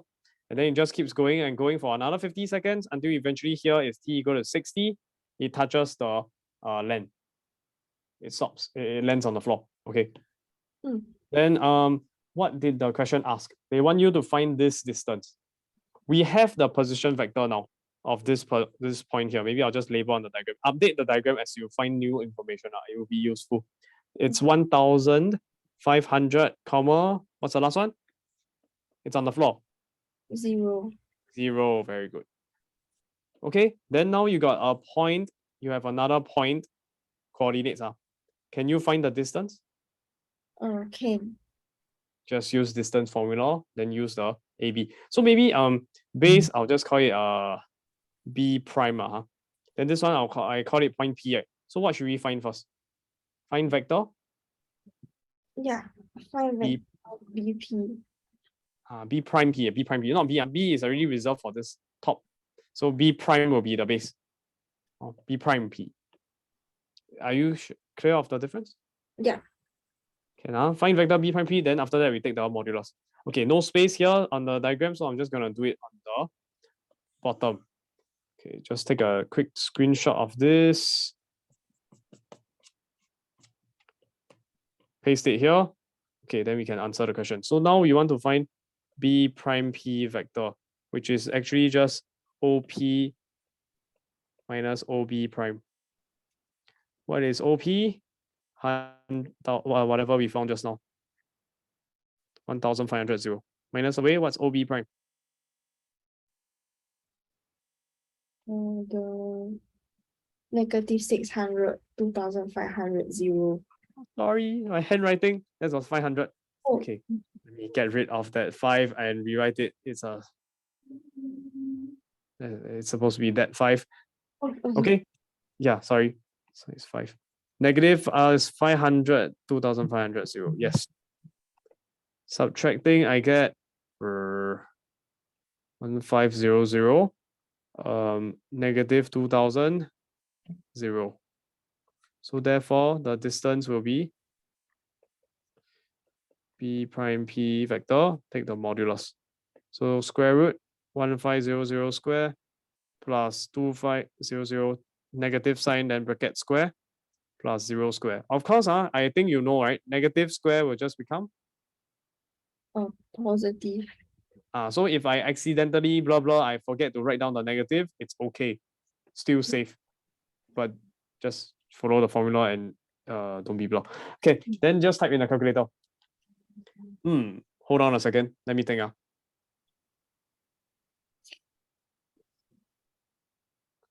Did I do something wrongly? I might have done something wrongly. Let me double check.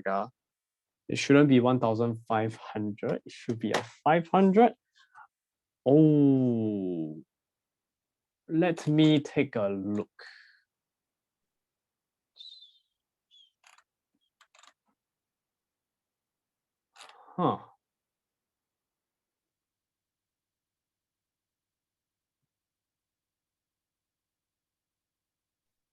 Let me see. Sorry. Give me a moment to think about this. Okay.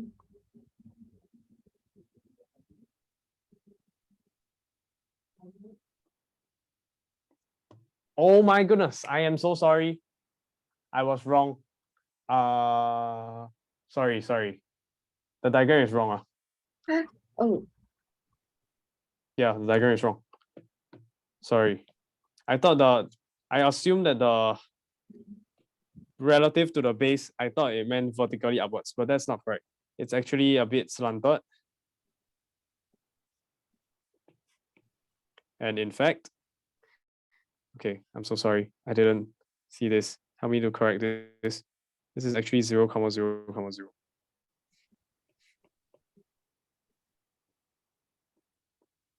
The tower is, okay, I'm just gonna erase, sorry about this. To make it look neater. This is 0, 0, 0. The base, the tower is actually over here.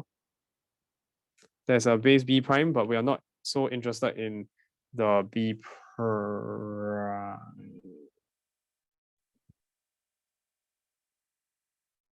Sorry, wait, let me think a bit.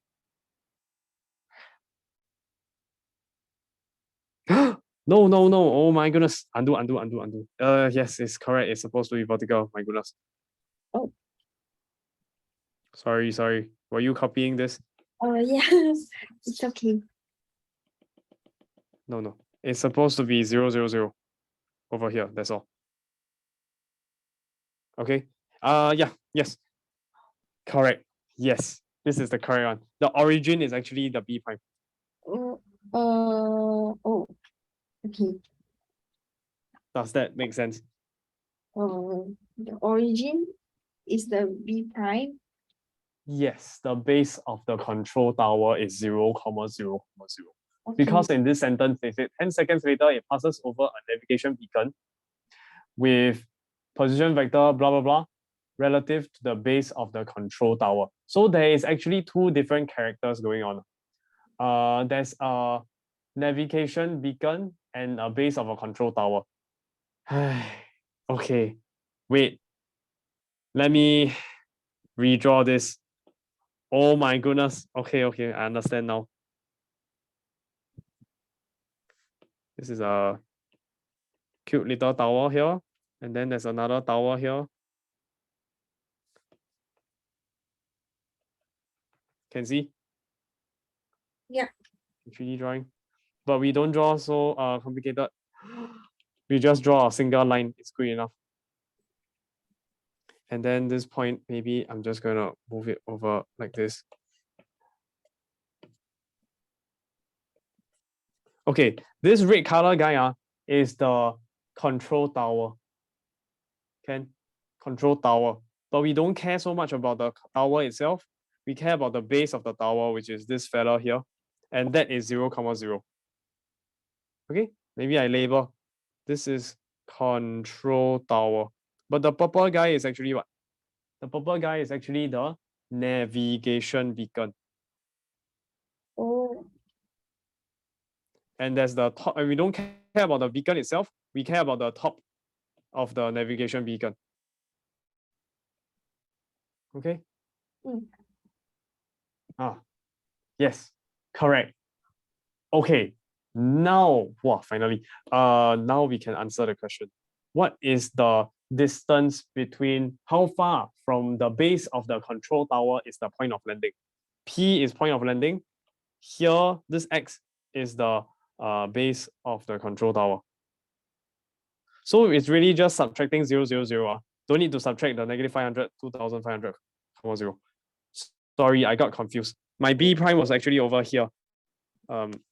If I can just zoom in a bit.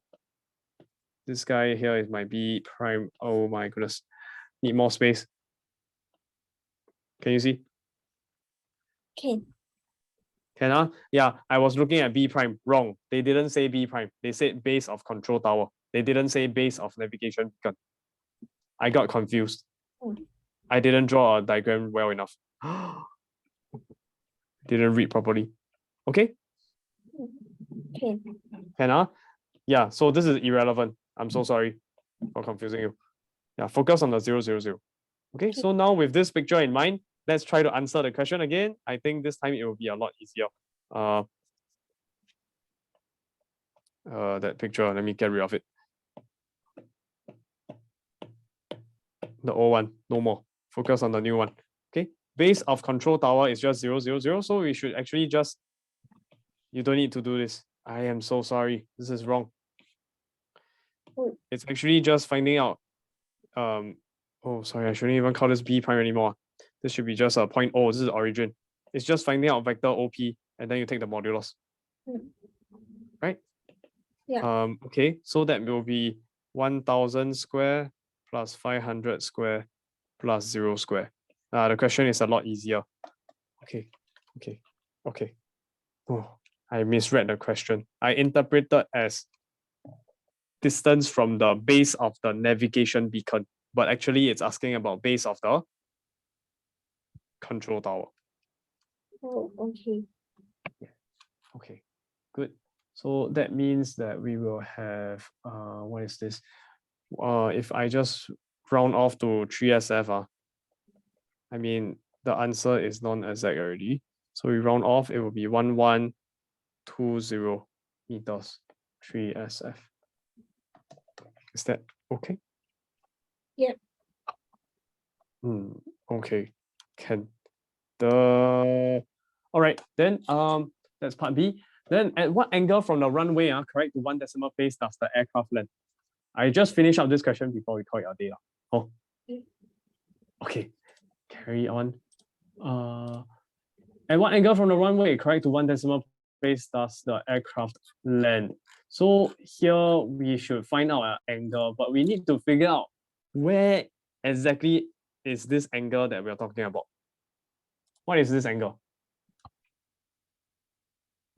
Can you draw for me on the diagram?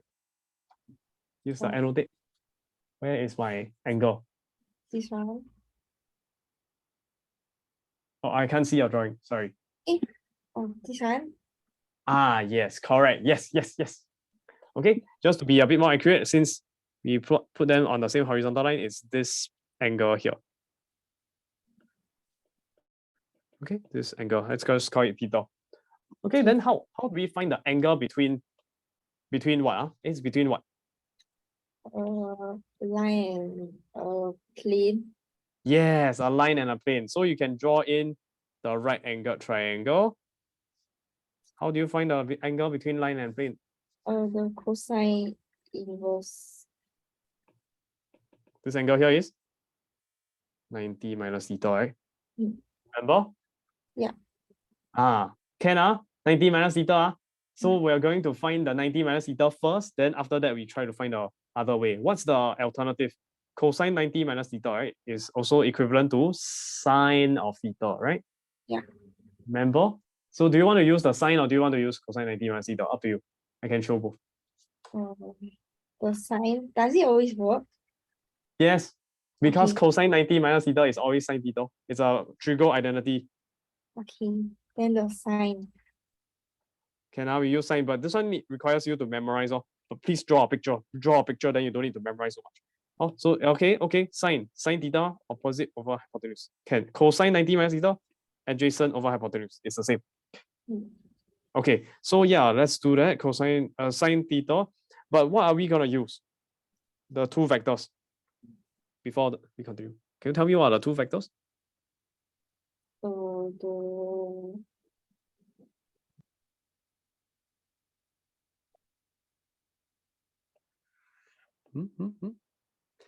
The 30, negative 40, negative 4. Wait. Sorry. Come again. 30, negative 40, negative 4. Correct. Yes. That's the direction vector of the line L, right? So let me just draw it in. What color would you like? Pink. Okay, I'll use pink color. So here is a direction vector that is the 30, negative 44. That's a direction vector. Maybe I'll just label it as D. Okay, we are using direction vector. What else?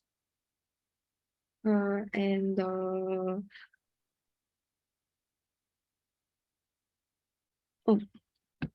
plane here. What do you use? The what of the plane? Normal vector. Normal vector. Now take a look at this very special question. Here is the origin, right? So we are just literally moving upwards. So this is really just a vector k. You notice that? Remember the k here? Oh, So this normal vector, you can actually just use k, 0, 0, 1. Does that make sense? huh? Oh, okay. Yes, correct. So these are our two fellas, two main characters, direction vector and normal. We're gonna use the formula involving them. Let me just take a screenshot of this pictures, so I don't need to keep scrolling back and forth. Then you can take a look at the working. Okay, what am I going to do next? I now want to find the angle between them. So it's really just using sine theta. Sine theta is equals to, take the two vectors. So it's d, which is 30, negative 40, negative 4, the direction vector from the line, dot product with the 0, 0, 1. Question, should you divide by the length of the 0, 0, 1, or should you divide by the length of 30 minus 44, negative 4? Both.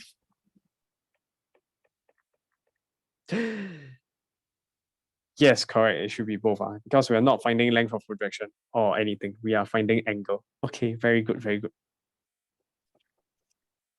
So here, it should be square root of both of them. And then you multiply. Is there something missing? The modulus. Modulus to make sure it's an acute angle.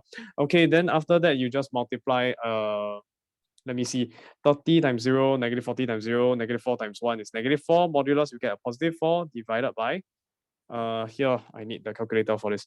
30 square plus 40 square plus 4 square, you get square root 2516. Let's see if I can get an exact answer for this one.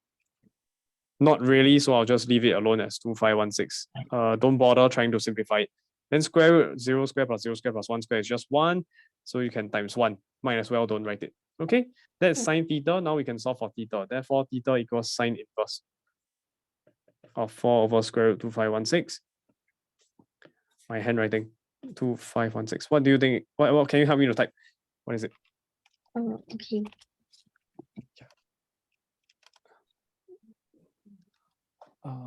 I believe it's 4.57.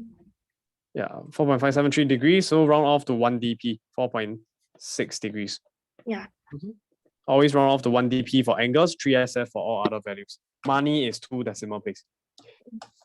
Yeah, those are the three things.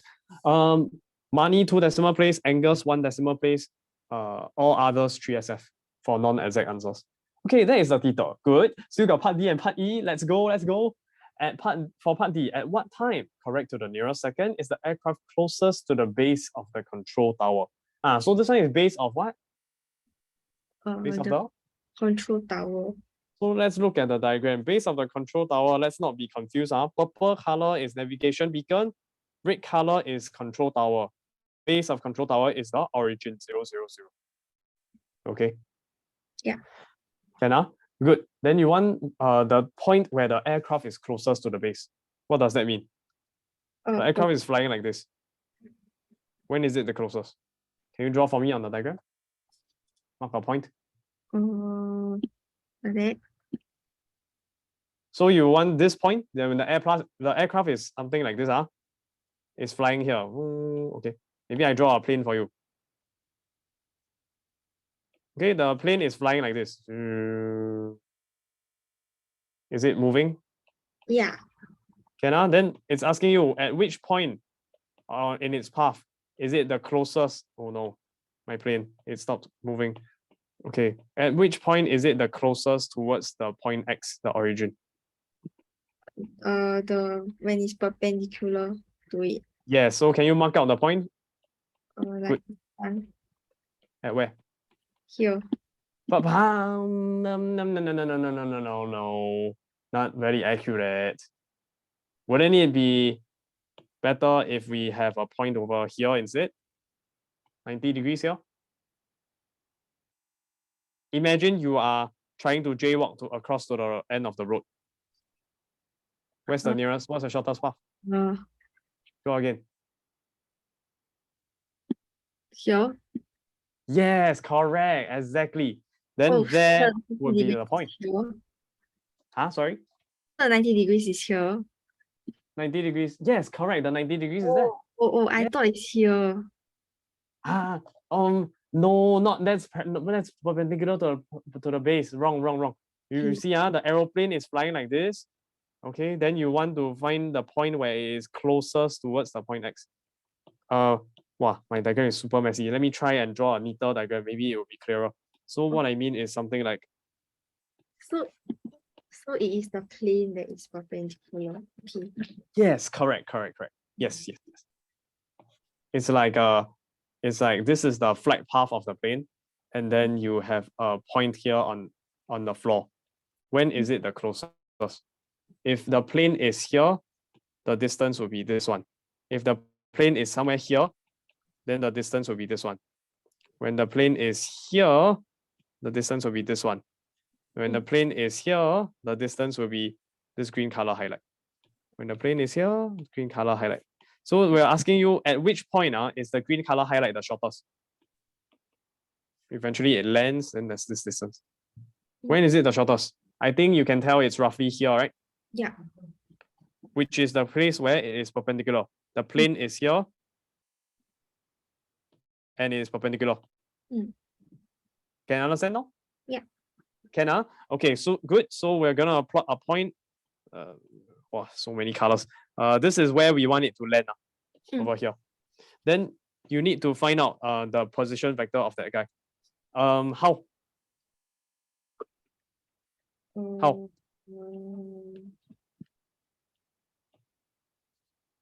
Well, it's a point on the plane, right? A point on the line, right? And there's a perpendicular, right? If I just flip this diagram around, let me show you.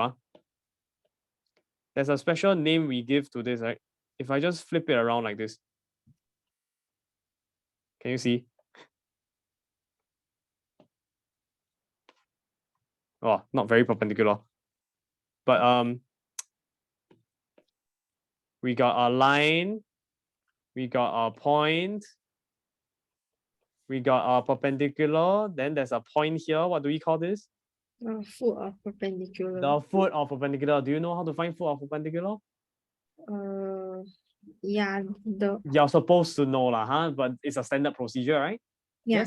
Yes. So now this is the point in time when you realize that, wow, if I never draw diagram, I really never understand. What you should, after going through this thought process, is to realize that, oh, hey, this question is just asking me to find foot of perpendicular. Why didn't they just tell me directly? Yeah. That's the way, A levels, no choice. They like to test you on this kind of funny thing. But you need to understand that it boils back down to whatever you already know. Foot of perpendicular. So let's go. We're gonna find the foot of the perpendicular from the point O to the line L. To the line L, right? Remember? We found the line L just now. Yes? Yeah. Okay, so let's just copy down the line L neatly. Equals to, please bear with me for a while. This question is very long-winded. Okay, this is line L. Okay. Yeah, just copy this. And what's the question part? Let me see. This is question part D. Oh my goodness. Paste it here. Then we're just gonna redraw a diagram into the standard form. Here is my aeroplane. What point would you like? We already used P, right? Let's use Q lah. Q is something to be found, and then sorry, that's not correct. Q is supposed to be a foot, right? It's supposed to be a foot. So maybe it's smarter if we use the letter F. And this is the origin. Remember, I flipped the diagram upside down. Yeah. So this is origin. Remember. So where is my aeroplane? The aeroplane is actually somewhere here. So I draw for you a small aeroplane like this. Oh, okay. Aeroplane is now on the foot. Even though it was flying in the air, now I translate it to a standard diagram. So now it's on the floor. Then the origin is on top. Everything is upside down. But never mind. We'll just call this point O. O for origin. We got a line L. We already got the equation. It's right there. I'll just copy it over. What's the direction vector?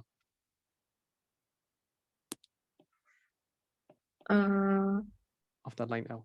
The 30, -40, and -4. Very good. Okay, so what should you do? You should label a direction vector over here.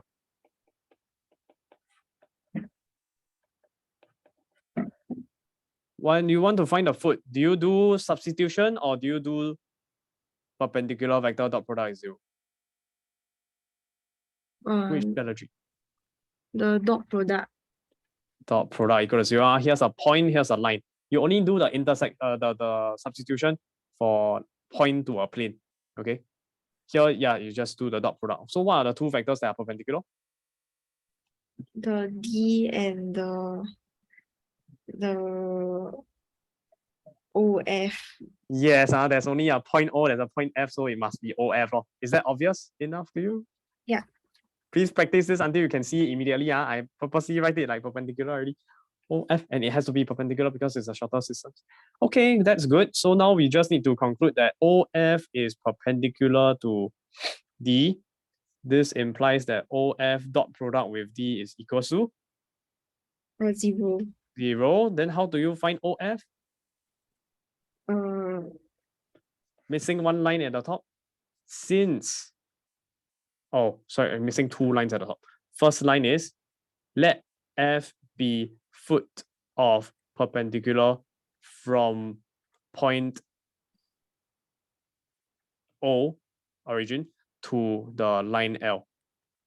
You have to write this down. I notice you always never write this down. Very bad. Oh, yeah. You write this down. Then after that, you say, since, what? Can you tell me what to write? Since F lies on Lies on the line L. We conclude that Like this like implies the equation for some lambda, or for some correct, t. correct. Can you tell me what's on the left hand side first? Like What vector? OF Vector OF equals? equals to the -800 plus 30t. Okay, I don't need you to read the rest. I think you get it. Just copy and paste. Right? But you must also have, you already mentioned, for some. Oh, yeah. Let me shrink it down. I need more space. Okay, I'll just make the diagram a bit smaller. Sorry, you can zoom in to see it later. Okay. Need more space. Yeah, please draw a diagram. T element of real. For some, sorry. For some T. Okay, that's good. Then we can just sub in. So OF, what a coincidence. How come here I thought usually need to do the position vector one, n minus start, n minus start. Why here don't need? Because it's already like O. It's already O. So that's why this question is simpler. Okay, good. Yes. Then dot product with D. Oh, sorry, the vector D, of course, is just the whatever 30, -40, -4 equals to 0. Then just do dot product, solve for T. Okay, let's just quickly do that. 30 times 800, 3 times 8 is 24, 0, 0, 0. Plus 30 times T, 3 is 90T. Add on a -40 times -200, 2,900. I get a huge number, -116,000. Negative with negative is 40, positive. 40 times 40 is 40 square, 1,600 T. Not done yet, still got a -4 times 240, which is -960. -4 times -4 become positive 16T equals 0. Okay, then now I have to be careful. Let's combine like terms. T, I get 1600 plus 90 plus 16, which is a 1706T. Not forgetting the numbers, 24,000. Is it 24,000? Let me just double check. Okay, correct. 24,000 minus 116,000 minus 960 equals to -92960. Solving, I get 92960 divided by 1706.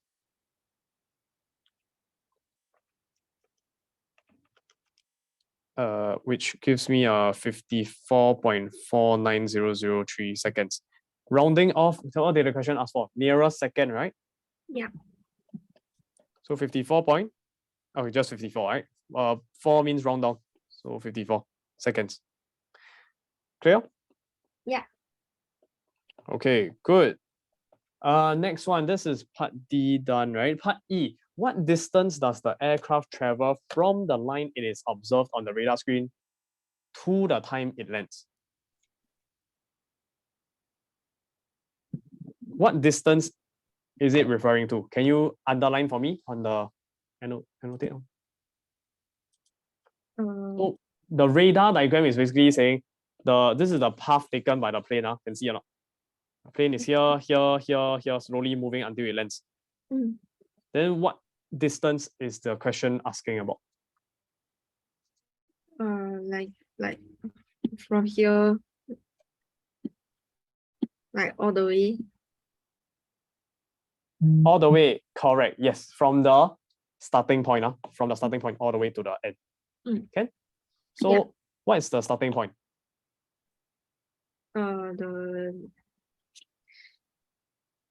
How do you okay, then in that case, would it be logical if we can find out the coordinates of this point? Starting point? Yes. And then we already have coordinates of the ending point. So we can find the resulting vector. Right? Yeah. And once we have the vector, how to find distance? Like magnitude, the modulus. Modulus, right? They'll just square root a square plus b square plus c square formula. But now, so okay, good. We already solved the question.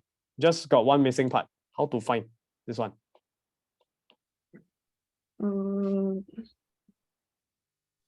I already wrote down.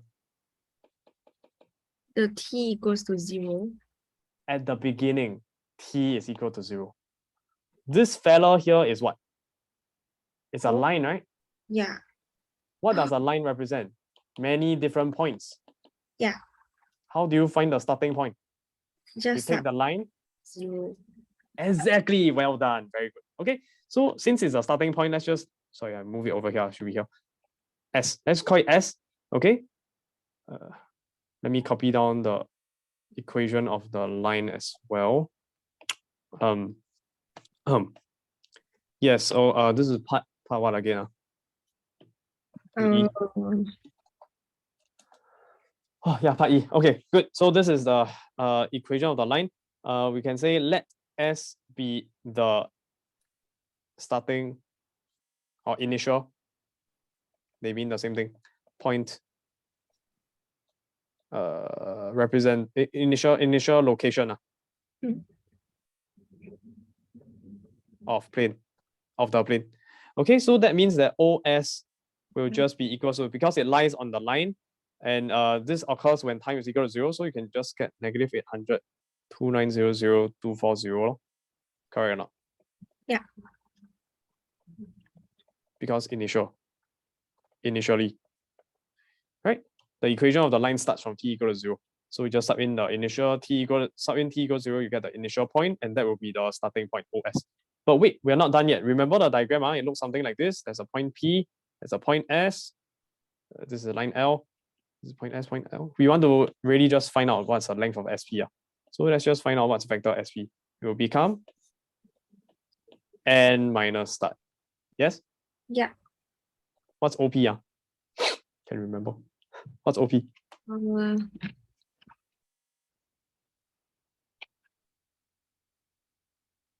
Over here, right? 1500 0. Yes? Refer back to your diagram. Okay, refer back to your diagram. You see, I'm always going back and forth with the diagram. So that's my point P. Okay, 1500 0. Scroll back down, sorry. Paste. What was it again? I can't remember. Okay, 1500 0. Minus away OS, we already found it. Yeah, the negative 800.